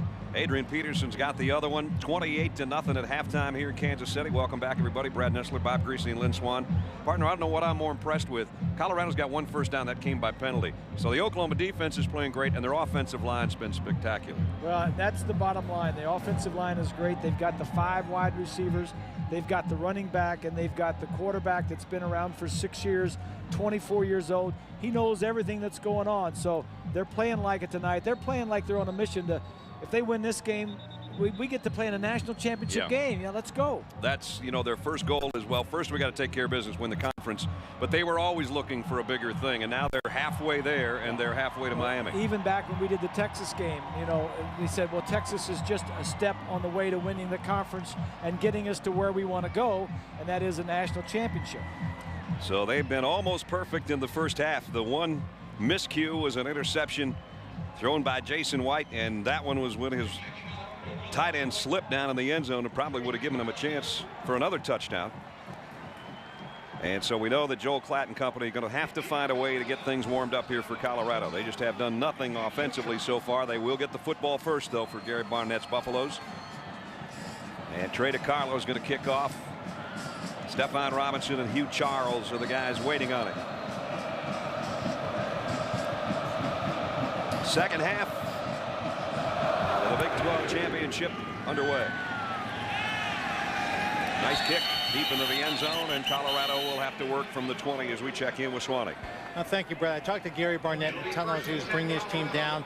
I asked him about what his message was to his team at halftime, and he said, the team that played the first half of this ball game is not the same team I started coaching in August. He says they came out here as if they were happy to be here and not accepting the challenge. So I challenged them. I challenged them to play better in the second half. I challenged them to be better than they were in the first half, and that's what it'll be about in the second half, upping their game to meet the challenge of Oklahoma. That exactly sounds like Gary and his approach to coaching, there's no doubt.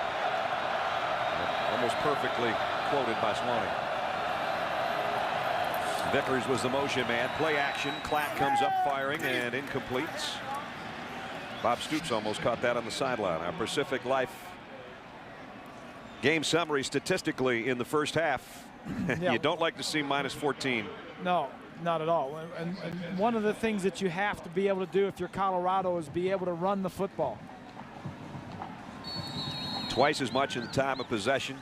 You see the average starting position. That doesn't hurt the cause either when you're right around your own 40 every time you have the football. No third down conversions for Colorado. You can't keep drives going unless you can convert.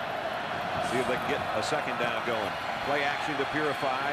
The throw incomplete behind the intended receiver, Evan Judge. And Joel Klatt has not been sharp at all. That again was a receiver that I thought was open. He's 4 out of 14. It seemed like when Oklahoma rattled him early, even put a hit on him late that was called for roughing the passer, and he never seemed to recover from that. Well, he's been up and down, hot and cold all year long. Last year he had an outstanding season. This year he's been up and down, and so far this game, he operates best when the running game is going. Exactly. They have not had a running game all night. You saw the -14 in rushing. Bobby Purify, their 1,000-yard rusher, has been unable to muster anything out of that backfield. Quick drop now for Klatt. Throws complete. Trying to get a first down and not going to get there. Is Littlehales, Tyler Littlehales, Antonio Perkins holding on to his leg. He got 8, but it's still short of the first down.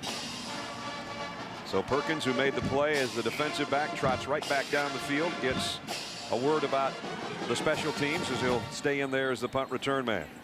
Hasn't been able to break anything as a punt returner tonight because the punter for Colorado has been their one bright spot. This kid can really kick it.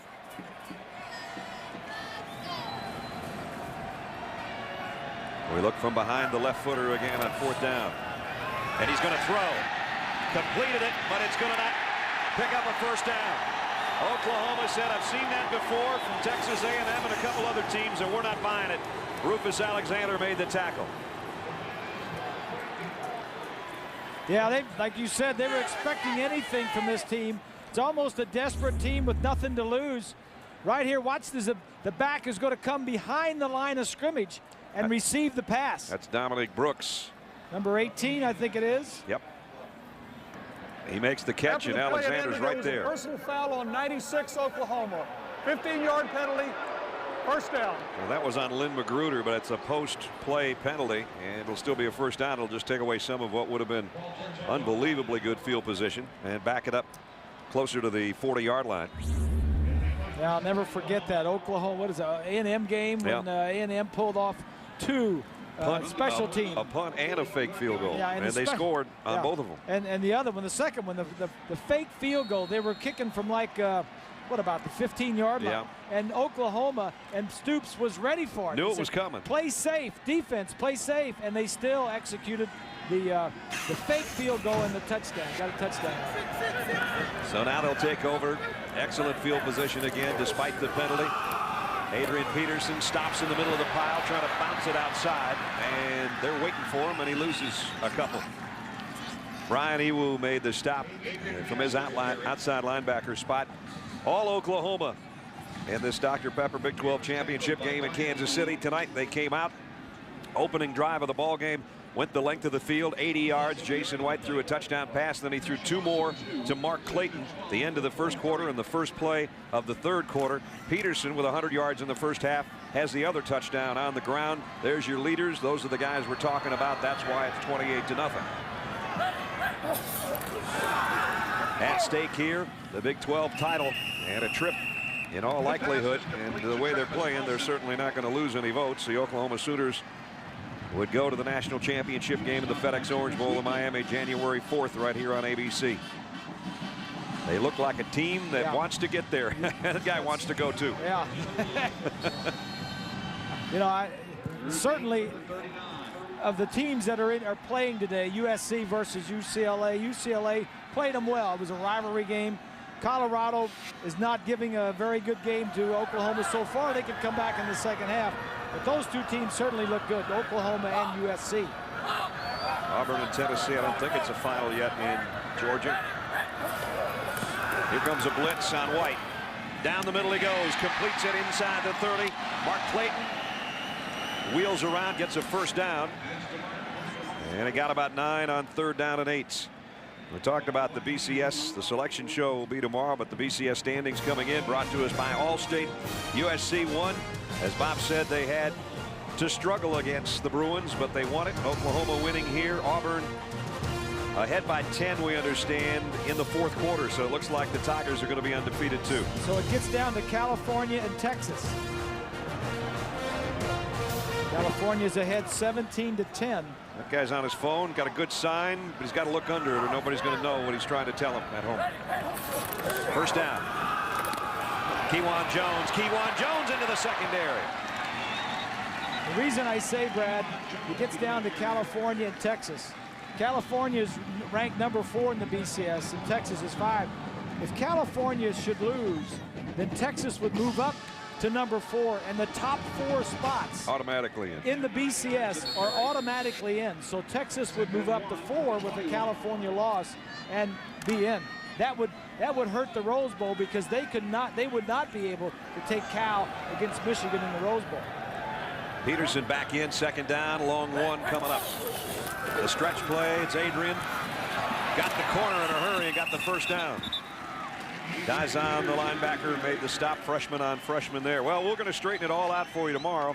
because John, Craig, and Aaron will be along with you tomorrow. We'll reveal which teams will battle for the national championship, plus all of the other bowl championship series matchups. Tostitos BCS Selection Sunday, 5 Eastern, 2 Pacific, right here on ABC tomorrow. It's almost as simple as this. Texas and Mack Brown are on the outside looking in right now. Should Cal lose, Mack Brown and Texas could be in the Rose Bowl. Probably will be. First down in the red zone again for Oklahoma. Just outside the 6. Adrian Peterson up the middle inside the 10 and powers his way down inside the 5 for another first down. 12-yard gain, 1st and goal, Oklahoma, after we check in with John in New York. History that Auburn goes to 12-0. Jason Campbell to Ben Obamanu for the touchdown. And it was all over with the Triumph for Tennessee. 38-28, Auburn likely on to the Sugar Bowl undefeated. All right, John, thanks and congratulations to Coach Tuberville and the Tigers. You know they're yelling War Damn Eagle down there in Auburn tonight's perfect season. 1st and goal at the 5. Adrian Peterson. This time stopped for a loss.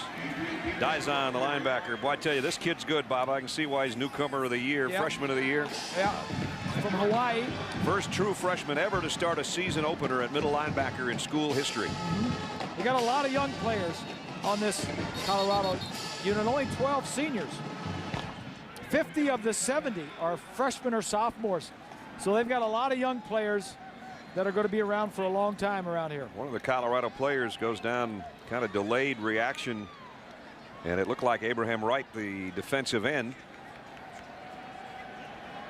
So they're out to attend him. Here's the end of the play. Maybe we'll be able to see Peterson being wrapped up by Dizon. And that was the tackle for a loss. We don't quite know what happened to the Colorado player. They're helping him up right now, and apparently he's all right. Sophomore out of Oklahoma City, Oklahoma, as a matter of fact.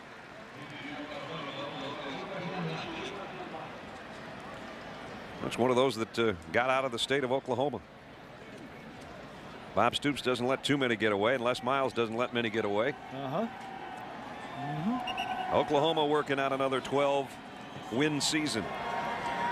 This is their 4th time they've been the Big 12 South titleist.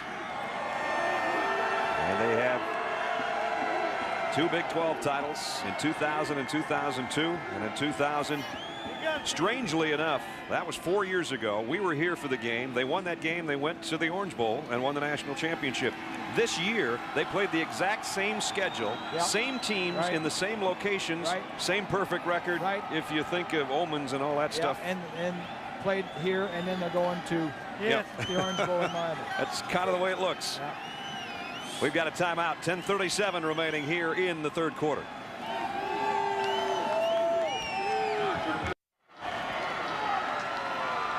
It's been one of those nights for Oklahoma, spending most of their time in Colorado territory. And now they've got 2nd down and goal at the 5 of Colorado again, leading by 28.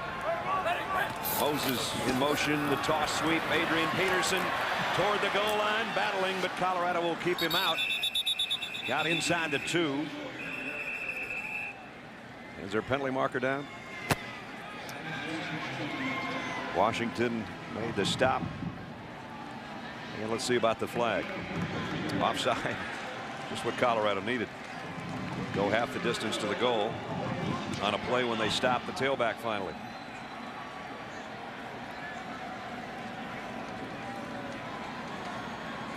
So let's see where the spot's going to be. They're giving Jason White his options here. That was from the 5. With the play, he got down, I think, inside the 2. With a half the distance, it would be at about the 2.5, but you'd save a down. So there's not much space difference. There is a down difference. Let's see what the call is. Offside, defensive right tackle. Half the distance to the goal. Repeat 2nd down. There you go. So still 2nd down. 2nd and goal. The Christmas list is out. They got a couple checked there already. They got them all checked, don't they? No, they want the one more.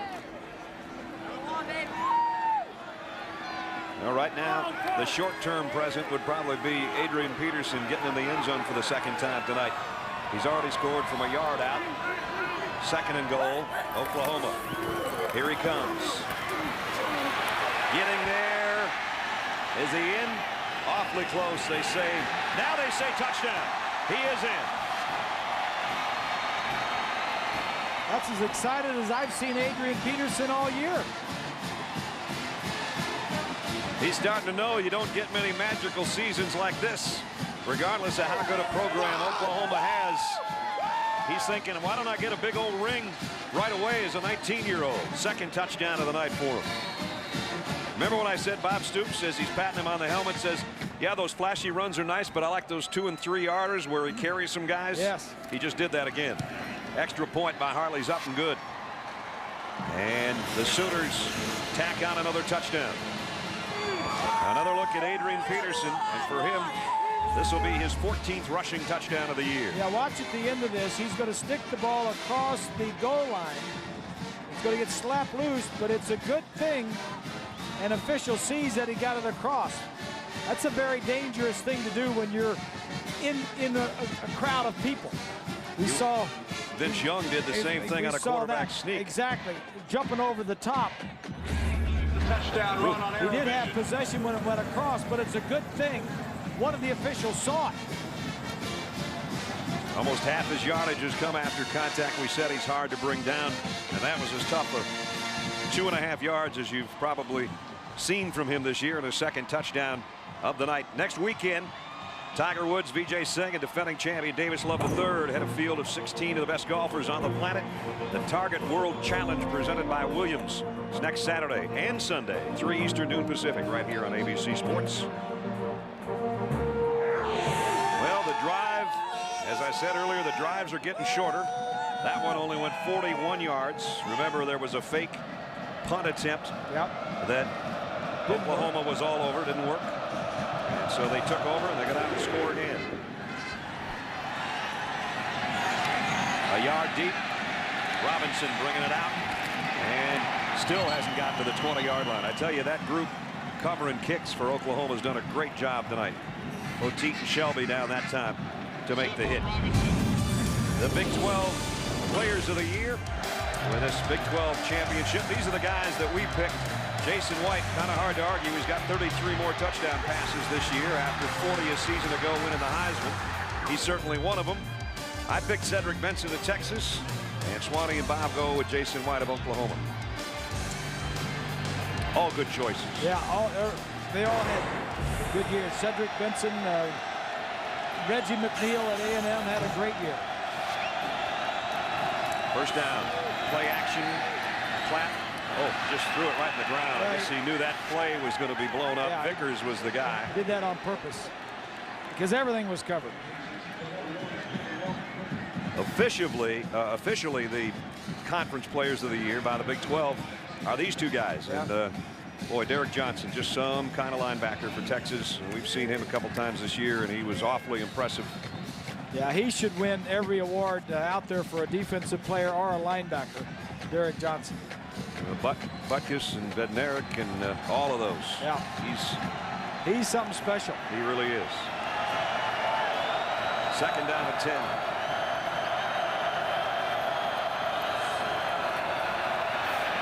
Platt rolls out and throws on the run, completes it, trying to wheel for a first down, and Mackey gets it. Pickup of 11. And that's Colorado's first down since 9.5 minutes remained in the first quarter.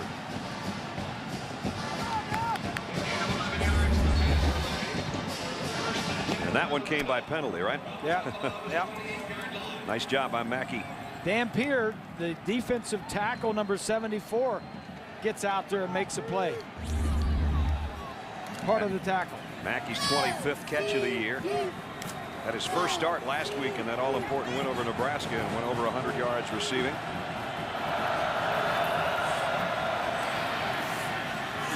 And now a nice run by Bobby Purify. Purify, one of the captains, fifth-year senior out of Colorado Springs, got an extra year of eligibility after an injury-marred season last year. And you talk about a tough kid. He hadn't had a lot of positive runs tonight. He's playing with third-degree separations in both his shoulders. Yeah. I mean, put pads on and then go run into guys about 35 times a game and see how your shoulders feel. If you're a running back, one thing you don't want to have hurt is your shoulders, because that's what you need to lower yourself to run through people. He's been a warrior, playing through all that pain. Second down, about 3. They fake it to Purify. Platt overthrows his intended receiver, kind of threw it away again, I think. Bobby Purify, we talked about him, out of Colorado Springs, Colorado, one of the guys from the 2000 class. The second guy to come in 2000. What makes him so special as we took a look at his spotlight? Well, first of all, we said he got to be put back together. He's a little bit healthier, but his shoulders have been terrible this year. He's a very focused player, and he's a slasher. He can run. Over 1,000 yards rushing this season. Came in 6th in the Big 12, 1,010 yards. Normally that'd be better than 6th place, but there's a lot of great running backs in this conference, and there's one playing on the other side as well, and his team has a 35-0 lead with 8:22 remaining in the third quarter. Sooners have had reason to cheer. They lead 35-0. 3rd down and 2 here for Colorado after they finally got a first down here. Trying to keep a drive sustained. Here comes a blitz. They get to Platt. And again, guess who knocked it down? The big fella in his zone blitz again. It was Dampier, the freshman. He has a knack of doing that. And you're right. The zone blitz from one side, and Dampier, number 74. Just, you know, that's just good, smart play by a young defensive lineman. If you're not going to get near the quarterback and put pressure on him, get your hands up. Get good vision, see where he's throwing it, and get your hands up. 4th down again. Another punt upcoming.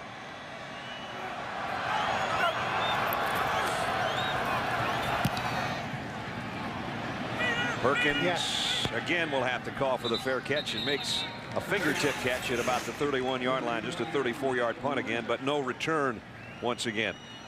Want to welcome aboard all of you watching tonight's game on the Armed Forces Network in 178 countries and over 200 ships at sea. We're proud to have you with us.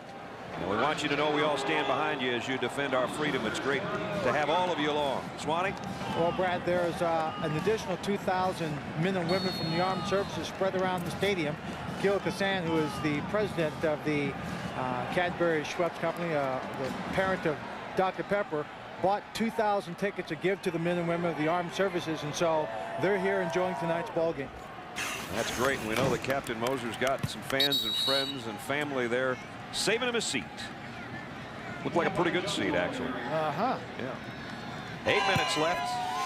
Well, they're in the winning section. I can give you that much.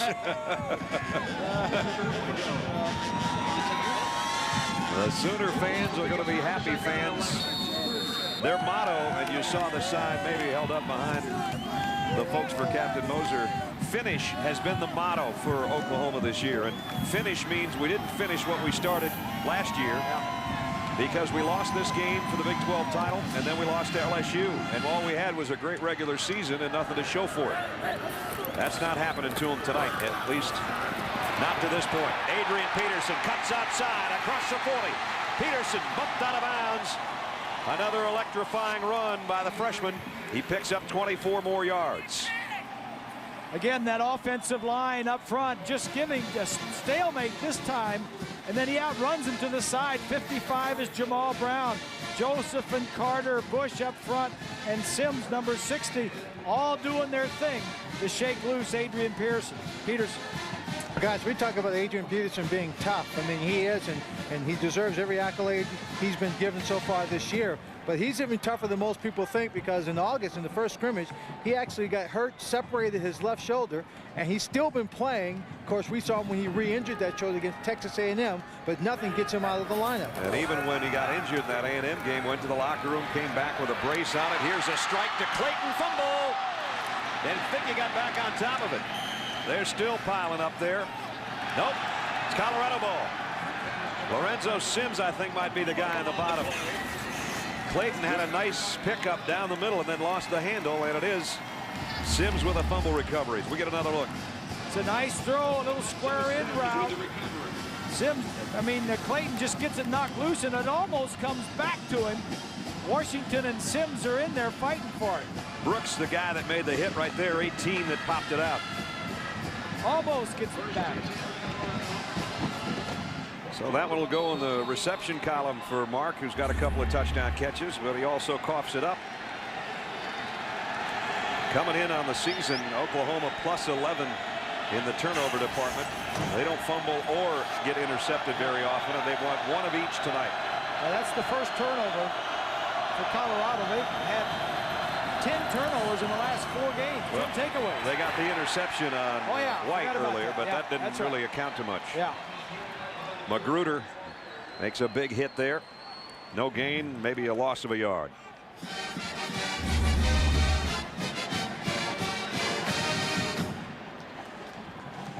Purify has had tough sledding tonight. Well, I think both lines for Oklahoma, the offensive line and the defensive line, are handling Colorado. There's no question about that. They're dominating in the line of scrimmage. As you can see, Colorado hasn't even reached their own 40, much less Oklahoma territory.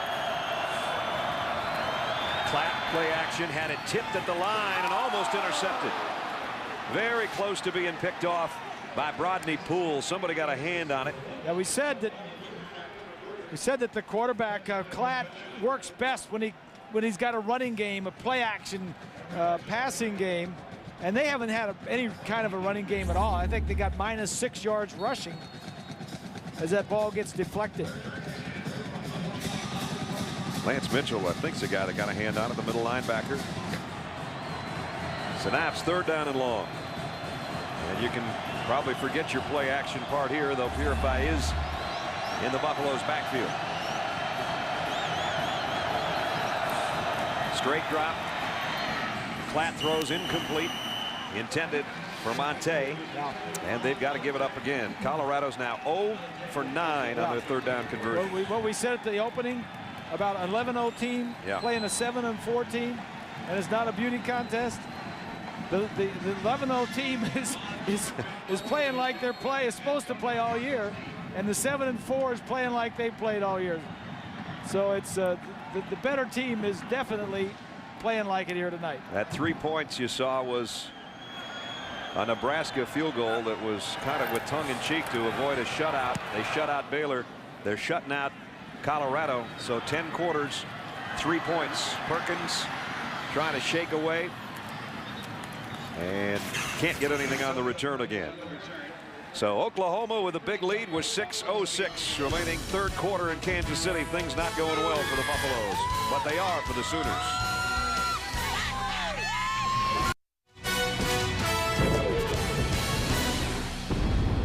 Back in Kansas City at the Dr. Pepper Big 12 Championship, and right now Colorado looking at a goose egg on the scoreboard. Last year, after getting the first touchdown of the ball game, the Sooners saw Kansas State score 35. Right now they've got 35 and have their offense back on the field. Good field position again, their own 39-yard line. White, Peterson's knee touched down. He bounced back up so fast, he had to look quickly.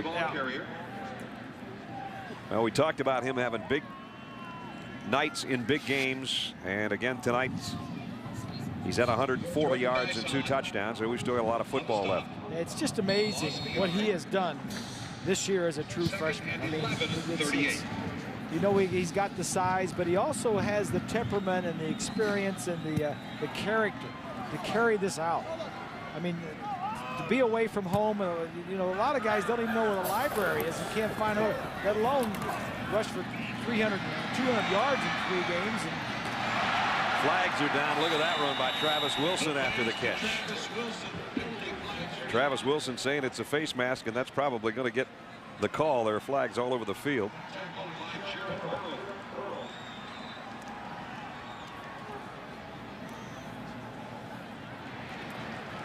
Well, the call is going to go against Colorado, but it's not a face mask call. illegal substitution, I think, and Bob Stoops saying, we don't want it, we want the play. Yeah. And there's the look of a coach that knows he's outmanned tonight, at least at this point. But still, they will be going to a bowl game, win or lose, and it looks like it's going to be a loss. Illegal participation on the defense. 12 people on the field. Penalty is declined. It's a first down. Probably the Champ Sports Bowl in Florida against Georgia Tech, I think, is what's going to happen with Colorado in their bowl situation. Well, this team is just going to get better and better. Quarterback is back. They don't have Purify back, but they got some young backs. Vickers is back. Most of their defense, except for McChesney, is back. So a young ball club Colorado has. First down, Sooners. White back to throw. Fires wide open man out in the flat as Runnels, the fullback. And he's got another first down as we check in. John Saunders in New York with an update. John. Well, Brad, it's time to start thinking before you lock in your ballot for the singular All-American Player of the Year. Will it be Jason White, Cedric Benson, Alex Smith, Adrian Peterson, or Matt Leinart? To vote, text message the word player to 64444 on your cell phone or log on to ESPN.com, keyword singular. Those guys. Yeah, who do you like, partner? That's a good question. I like this guy right here. Yeah. He's something to build on. Because he's still a baby.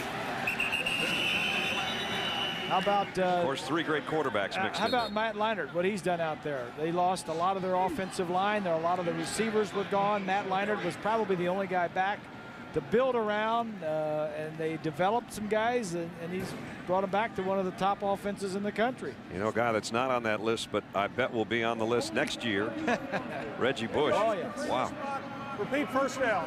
Is he exciting or what? I think he is probably the most exciting player in the country. He's explosive. I mean, there are some others, like I think Braylon Edwards at Michigan, the wide receiver, when he gets his hands on the ball. You kind of hold your breath when this kid gets it every time. Peterson, the Devin Hester, the return guy for the University of Miami Hurricanes. But Bush just does so many different things. If he got more touches, it'd just be unbelievable how much yardage he might get. That is for sure. If he had more touches, his results and his numbers would be way up there along with all those other guys. First down and 20 now with a penalty. White goes back to throw, and it's intercepted as a receiver slipped. And out down the sideline, the Buffaloes with an interception, and they're finally in Oklahoma territory. Lorenzo Sims with the interception. Good interception by Sims, but a nice call, partner. The receiver did slip, and the ball was thrown right on target.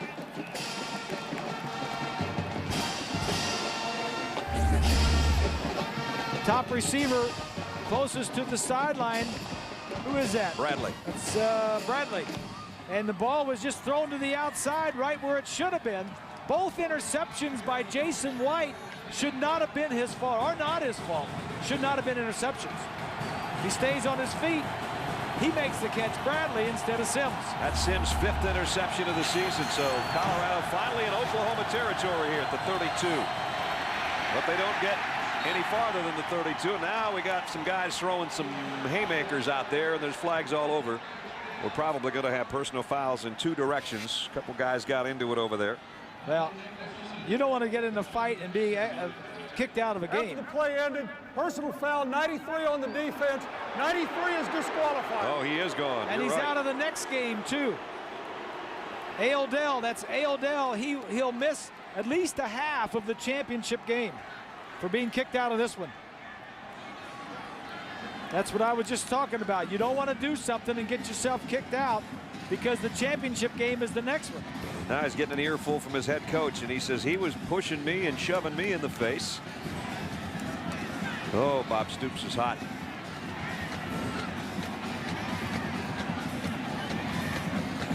We'll show you a shot of it after this play. Here it is. At the top of your screen. Right here. Right there. That doesn't do your team any good. So now Colorado finally inside the red zone. And the fans for Oklahoma come to life for their defense. This is as noisy as it's been in here tonight. Purified. Bobby broke one tackle.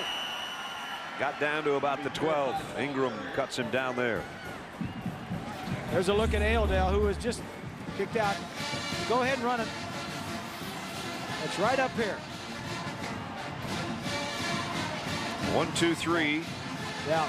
And then the reaction of the head coach. Yeah, he's yelling at him for going back at him. You know, that's just a mistake by a young Ailedale, who's a junior. He just said, Stoops just said to the official, yeah, I understand. You did what you had to do. Yep. And that's a big fella who's been knocking passes down, knocking the running back down for a loss of 4. Dampier again. Lawrence has had him a pretty good game. He really has. He missed about 3 or 4 games in the middle of the season. He was not on the depth chart that was sent to us by Oklahoma. He wasn't in the starters or the backups, and he's in there. We didn't even know he was going to play. I tell you what, they're going to be glad they have him with Ailedale being thrown out of the ball game too, because they play the same position. Yes, sir. 3rd down and long, Colorado. Now you're going to hear the OU fans come to life again. I don't know if they came here expecting to shut out Colorado, but that's what they'd like them to do right now.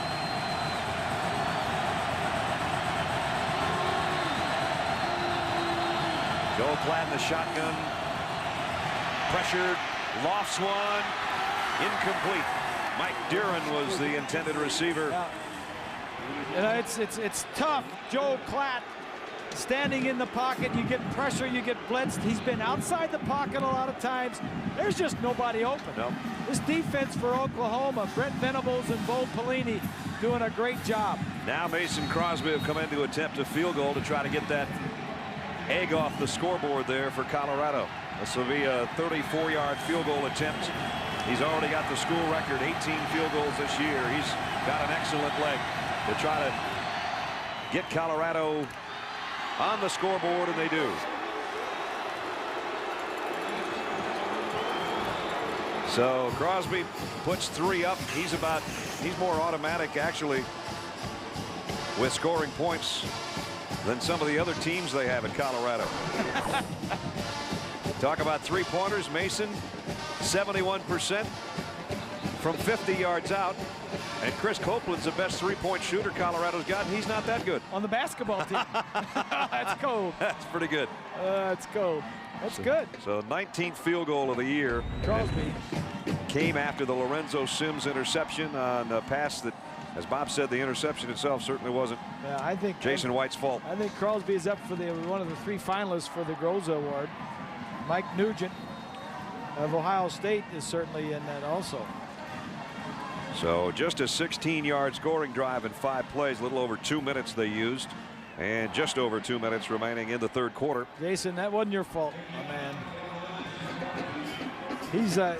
Jason White's had a great year. There's no doubt about it. His numbers aren't quite as good as they were last year, but because last year they were a throwing offense. Right. This year they're running a lot with Adrian Peterson.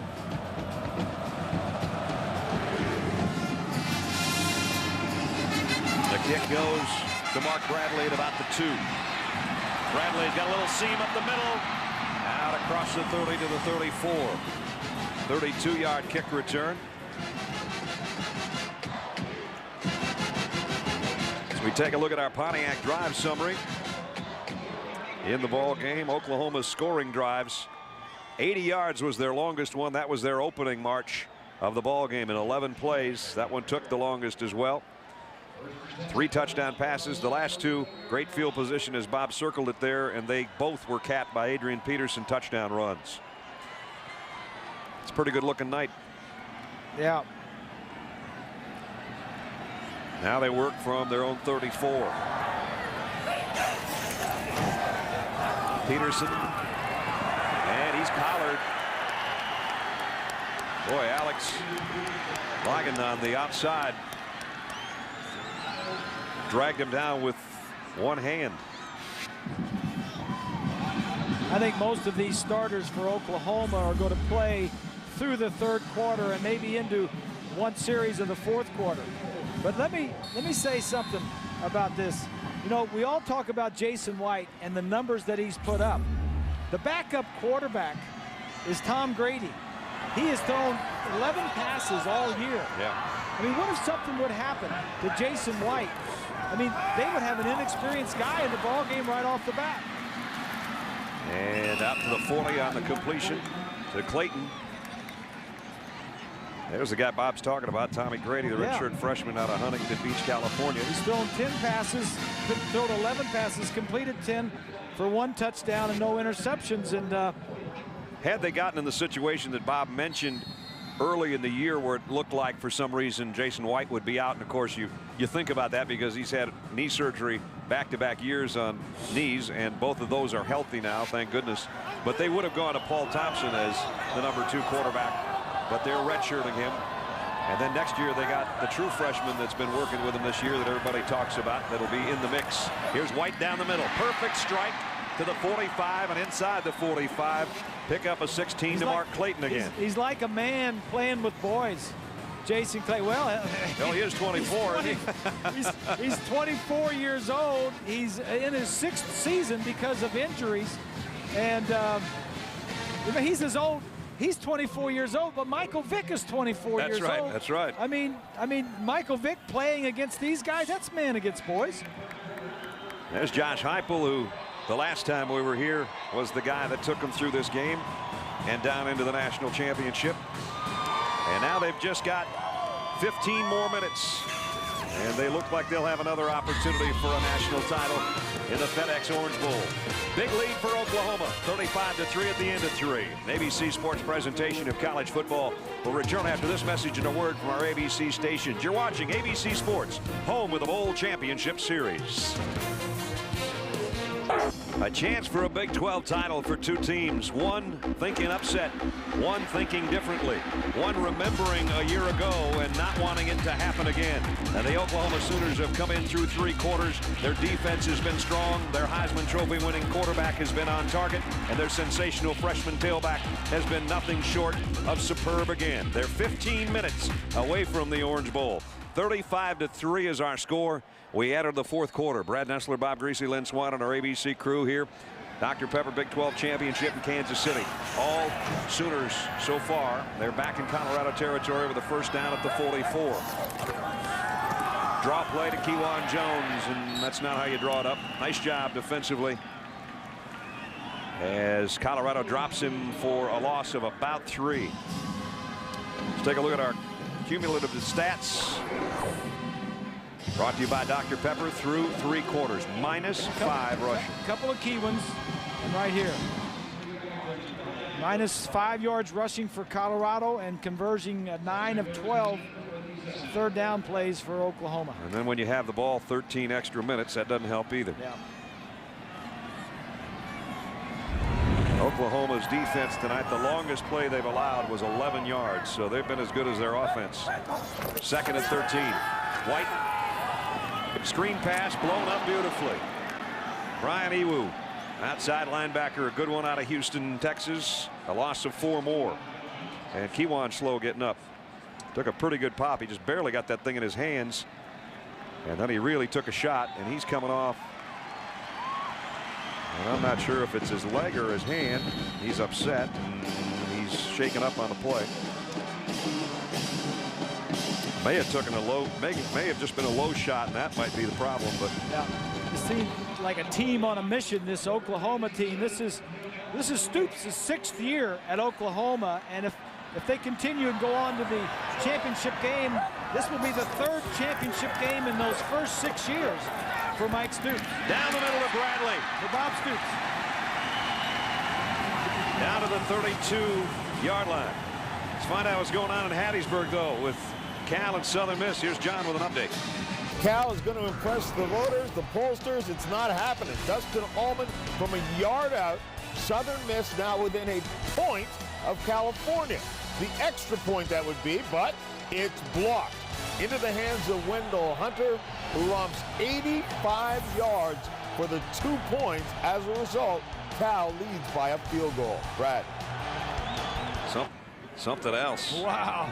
That's a tough place to play, that's for sure. A lot of people have found that out over the years. Adrian Peterson, draw play, broke 1 tackle, 2 tackles, 3 and more. Off to the races is Peterson. He might get there. Touchdown! Touchdown! What a run!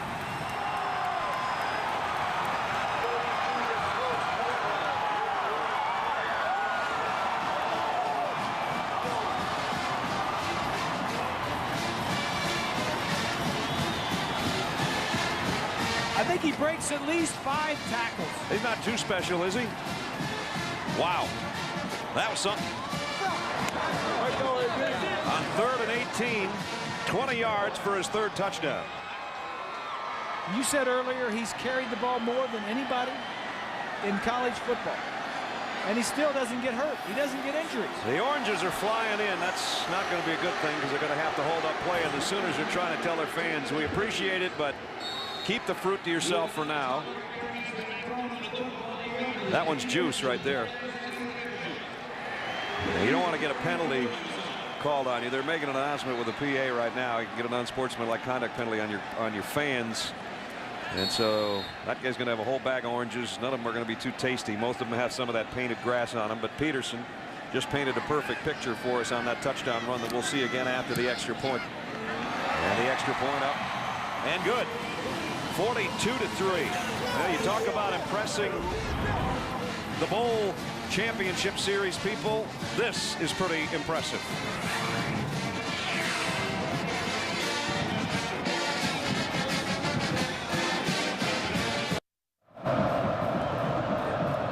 Tying a career high from 32 yards out. Adrian Peterson's 3rd touchdown of the night.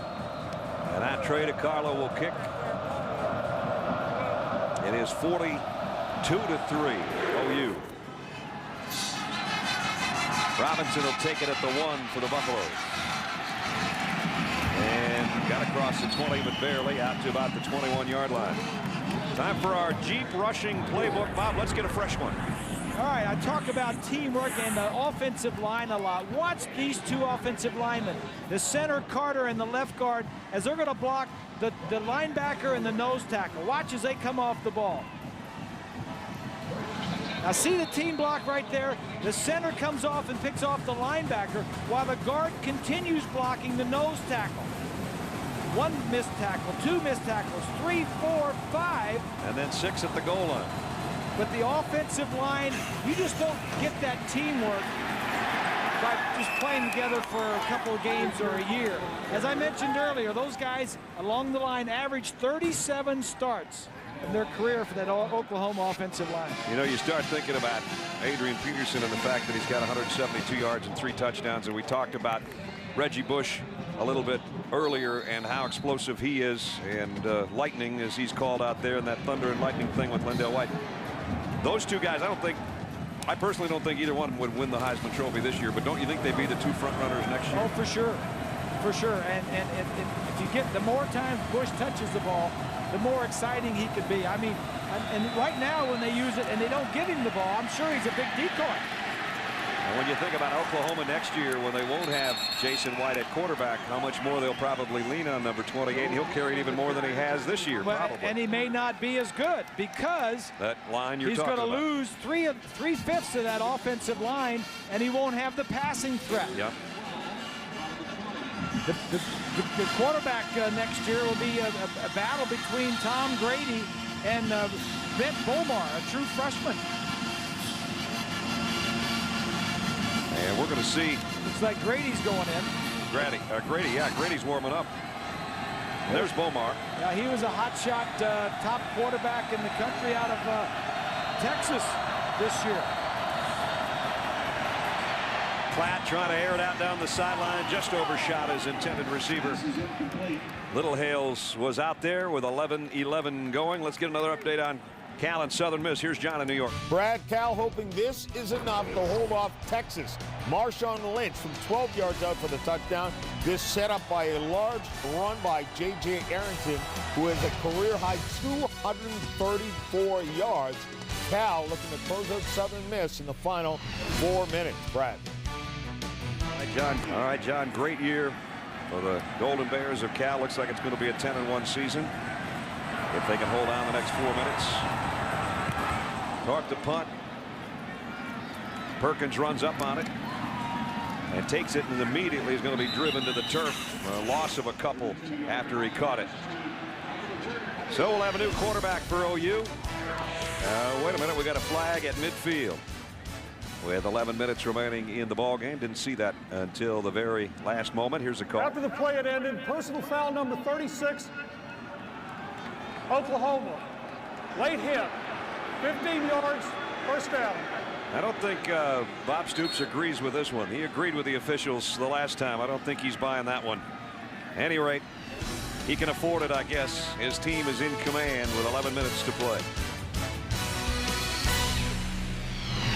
Beautiful night in the holiday season in Kansas City, and downtown Kansas City does it upright with the lights. Beautiful place. Picture perfect night we've had. Getting a little cooler, and it certainly never warmed up for Colorado. They have 420 less yards than Oklahoma does. Tommy Grady in at quarterback. Whistles blow this one dead before it ever gets going. The penalty before the timeout that we showed you, and Bob Stoops was upset with the officials. We're going to look at it here at the end of this play. 36.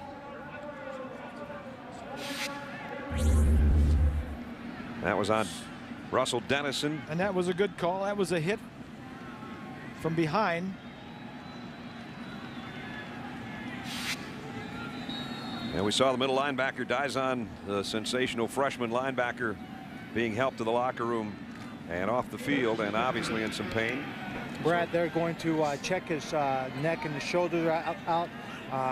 He has feeling up there, but the indication is it's a neck injury, so they're going to be very careful of him and get some x-rays up there. Yeah, you could see him, Swanee, as they were walking him off. He was not moving his upper torso any more than he had to, other than just to walk. The positive thing, the good thing is that he was walking off the field. Yeah, exactly. I mean, they weren't carrying him off. Here's the guy Bob talked about. He's only had 11 pass attempts. Tommy Grady.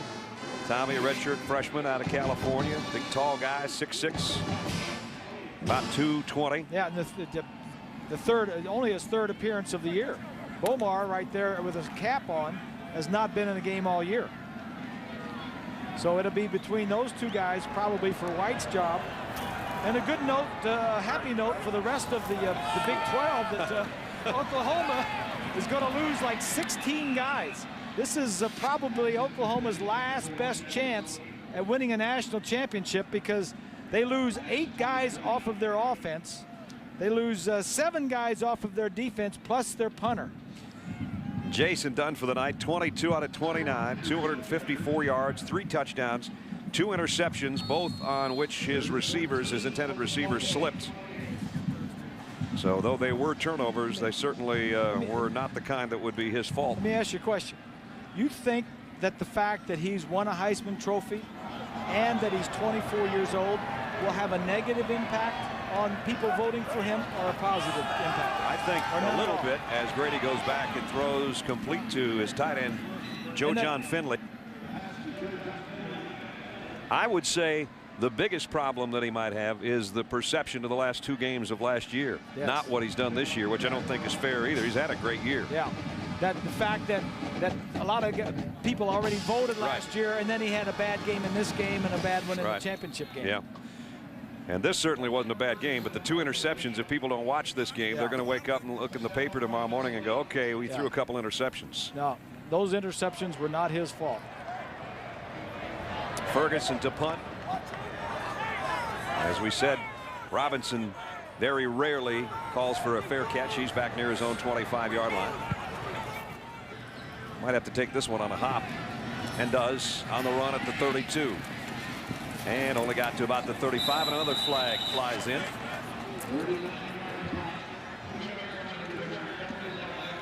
Been a busy officiating crew tonight, I'll give them that much.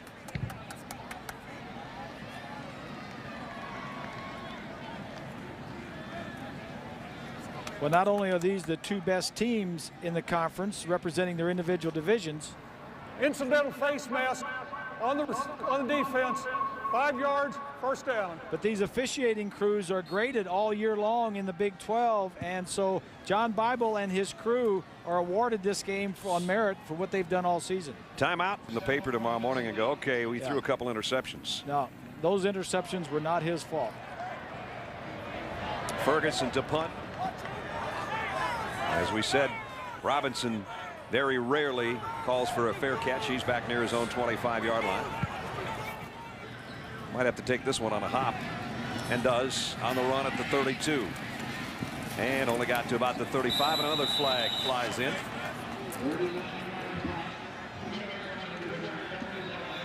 Been a busy officiating crew tonight, I'll give them that much.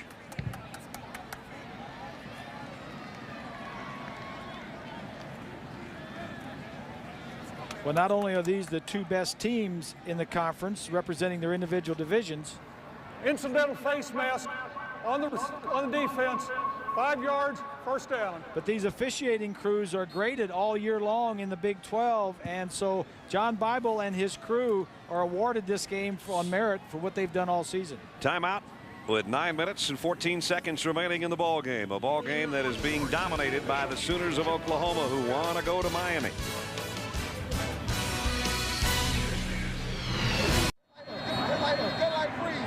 Happy Oklahoma sideline. Vince Carter, number 50. He's a good one too. Here's a throw out across the 40. Blake Mackey, his second catch of the night, only about a 3-yard pickup though, and we'll work our way under 9 minutes. Jason White's night's done. Matt Leinert's night's done. Adrian Peterson's night more than likely done. Let's see. Cedric Benson's week and season, regular season's already over. Alex Smith. John was talking about all the guys that you would think might be in New York as finalists for the Heisman Trophy. Cal apparently has just beaten Southern Miss. It is a final now. They beat them by 10. Here's a tip ball, incomplete. And it's Lawrence Dampier again that got a hand on it, number 74. So when you talk about Heisman hopefuls, you think about Reggie Bush, sensational today. Matt Leinart, though, is his quarterback, and he's the leader. Smith's been brilliant for Utah. Jason White, 33 more touchdown passes. Adrian Peterson, huge numbers. And Cedric Benson down in Texas. Now, when you look east of the Mississippi, Kyle Orton early in the season was considered a candidate. So was David Green at Georgia and Braylon Edwards from Michigan. I think you can scratch everything east of your river there, Bob. The Mississippi's there. The only one that is still alive is that one. And I think he's fading. So you got all the viable candidates are west of the Mississippi. Platt. Oh, nice catch over the middle by Monte. Passed around Monte. Tackled by Zach Latimer. Latimer with the tackle. Long night for Joel Platt, that's for sure. Fourth down. There'll be better days, Joel. Punting time again. How many times has this young fella punted? 9 times. 9th one coming. On a 4th down. And 4. Long spiral. Too long. Into the end zone for the touchback. 55-yard punt again. So Oklahoma will have the ball and a huge lead and only 7:38 remaining before a perfect season.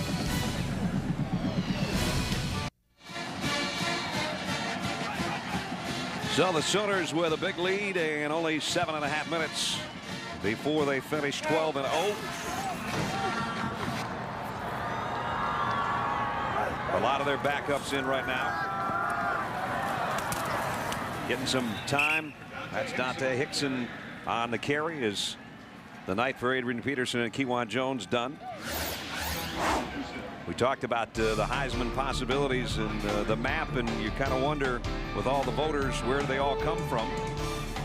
And it's cut up by regions, and each has 16%.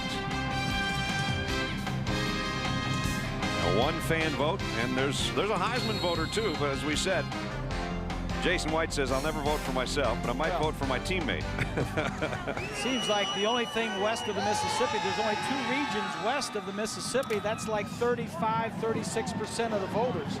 And the rest of the voters, remember how many years in the Heisman voting, they used to talk about the Eastern vote. Right. The Eastern Mississippi, where are all those votes going to go this year?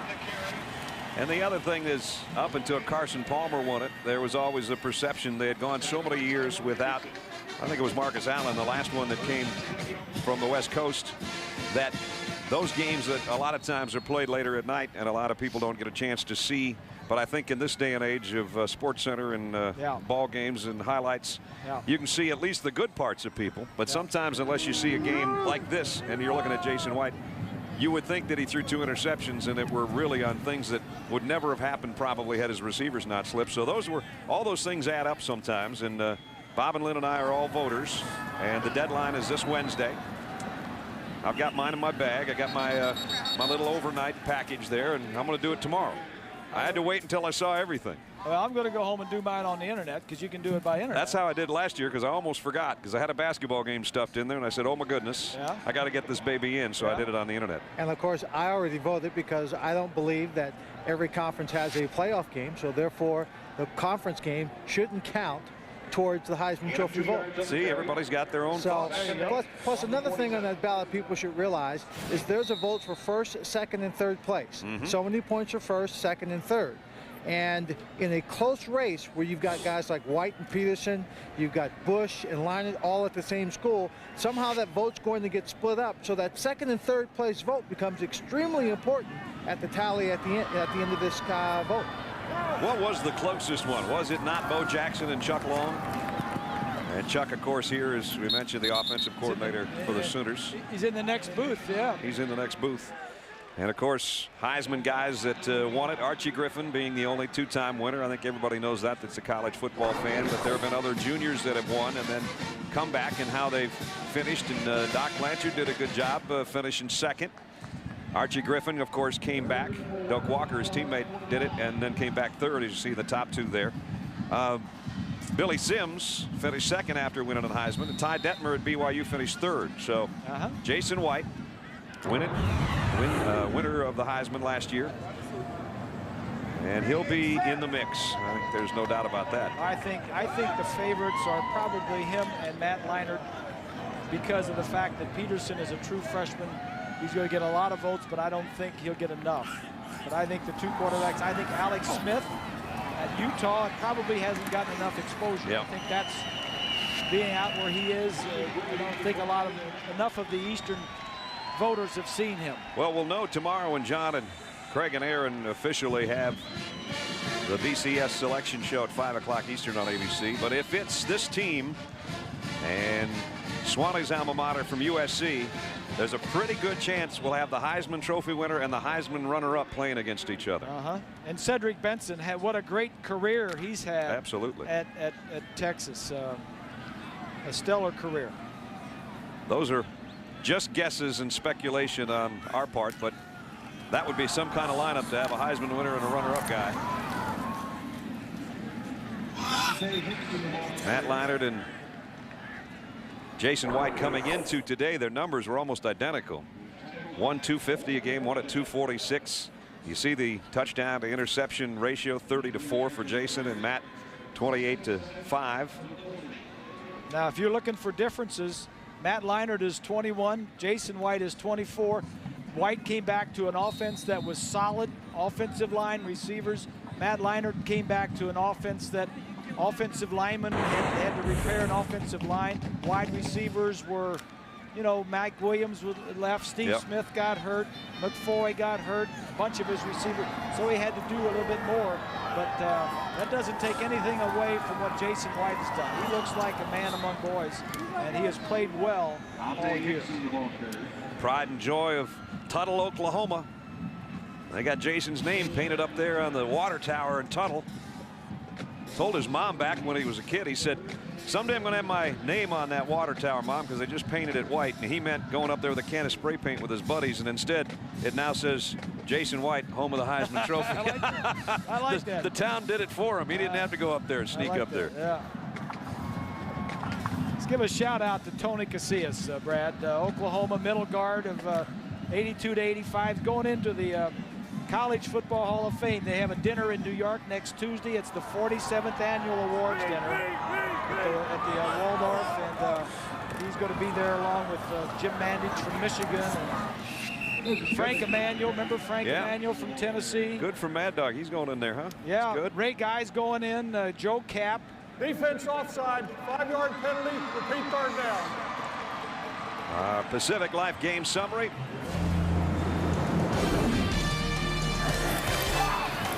Adrian Peterson, 3 touchdown runs tonight.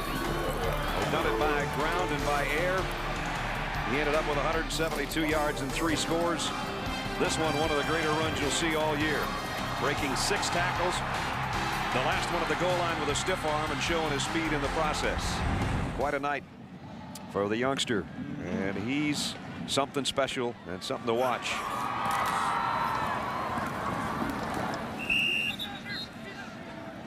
Down to a minute 43, and Oklahoma Sooners, a big story tonight, but there have been big stories this week, of course. Changes in coaches. Ty Willingham out. Everybody thought Urban Meyer would go there. Instead, he's on his way to Florida. Pretty good jobs opening. Notre Dame, Washington, Stanford, Illinois, Ole Miss. I think there's more of this. I think we got 2 pages of job openings. I think there were 16 before Skip Holtz took the East Carolina job. And of course, a lot of question marks out there still. BYU is open. Norm Chow, the offensive coordinator for USC. Offense, 5 yards, 4th down. One of the guys that's being talked about for several different jobs. There's Joe Castiglione just giving a hug to his head coach. Joe, the Bobby Dodd athletic director of the year. So not only do they have a good football coach and a good basketball coach and a good women's basketball coach, they got a good AD running the whole show. Yeah, congratulations to Joe. And Joe has said if anybody else comes around hunting for Bob Stoops, anything that needs to be done contractually will be done to make sure he doesn't leave Norman. Yeah. Here's a punt. And it's going to be down at right about the 16-yard line, and Bob just got wet. Now he can smile because he knows, like he did 4 years ago. It's his 3rd appearance in the national championship game in his first 6 years at Oklahoma. What a great job he's done. Super. Also want to congratulate Lavelle Edwards and George Welsh. They're going into the College Football Hall of Fame also. Joe Carricone's our technical manager. Jenny McIver, our production manager. Tom Wicks and Julie Norman, our production assistants. Neil Gallows, our associate director. Matt Marvin, associate producer. Technical director Brad Rowe. Our game directed by Patrick McManus and produced by Bruce Clark. Bob Goodrich, our coordinating producer of college football. Senior producer is Bob Toms. Executive producer of ABC Sports is Mike Pearl. And the president of ESPN and ABC's George Bodenheimer. A lot of other folks that helped us out. Coverage by Darian Williams. Kay Schumacher running our great stats down there. Anthony Holman on our computer stats. Clint Dean's our spotter. Scoreboard operator Paul Barnes. Stage manager Mike Locker. All the folks that are with us all year long and will be with us again in the Orange Bowl, where we're going to see this team, I'm pretty darn sure. Aren't you, Bob? Yeah, you know, Tommy Tuberville and Auburn had a great year, and there's no doubt about it. But there's 3 undefeated teams at the end of the year, and the rules were set ahead of time. And it's just too bad that somebody's going to get shut out. But the BCS was designed to get the top 2 teams in the voting. We did the human polls, you did the coaches, you did the media, and you did the computer polls. And this was the rules set out, and it looks as though USC and Oklahoma are going to be the 2 top teams and the ones playing in the game. Well, this, of all the games today, and everybody expected that the North champion maybe wouldn't give enough of a fight to the winner of the South, Oklahoma. But this, as far as the highly ranked team playing in either a final game or for a conference championship has been the most impressive. Oklahoma's defense really didn't give up anything. It was interception that was run back down, and they finally got a field goal, Colorado, to get off the 0 on the scoreboard, but it could have easily been 42-0 or 48-0, and the party's starting now, and here come the Oranges again as the Dr. Pepper Big 12 champions, the Sooners of Oklahoma again.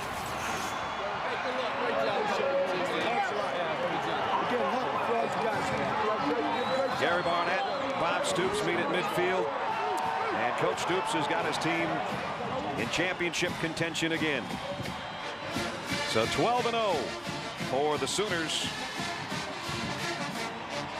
19th undefeated regular season, and 3 of those under Bob Stoops. And Swannies with the head coach of the Sooners.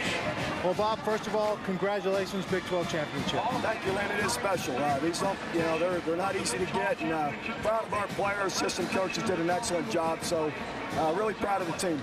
You had a motto this year. It said simply finish. And you came in this ball game, and a lot of players wanted to make up for what they didn't do last year.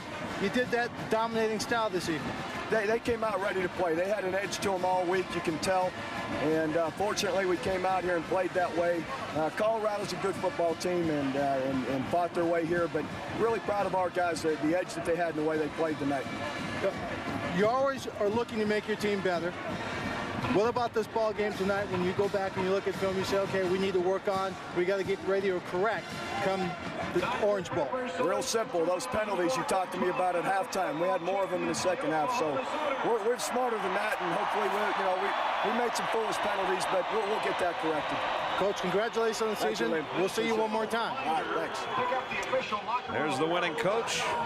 Players that were special tonight are Chevrolet players of the game. Thaddeus Washington from Colorado, the outside linebacker, involved in a lot of tackles for a busy Buff defense tonight. And Adrian Peterson of Oklahoma, though Jason White had a huge game, so did the freshman with 3 touchdowns to tie a career high. In recognition of their efforts, Chevrolet will make a $1,000 contribution to each university's general scholarship fund. Happy bunch of Sooners. They are 12-0. That makes it special, doesn't it? The championship camps of the conference. Now they want a big ring from Miami. ABC Sports is online at ESPN.com. Search ABC Sports. Be sure to join us tomorrow. Again, the BCS matchups will be selected on the Tostitos BCS selection show. Then on Monday at 9, Al Michaels and John Madden will bring you the Cowboys against the Seahawks on Monday Night Football. Right now from Kansas City, for Bob Greasy and Lynn Swan, Brad Nessler saying so long. The Sooners win it 42-3. This has been a presentation of ABC Sports Championship Television.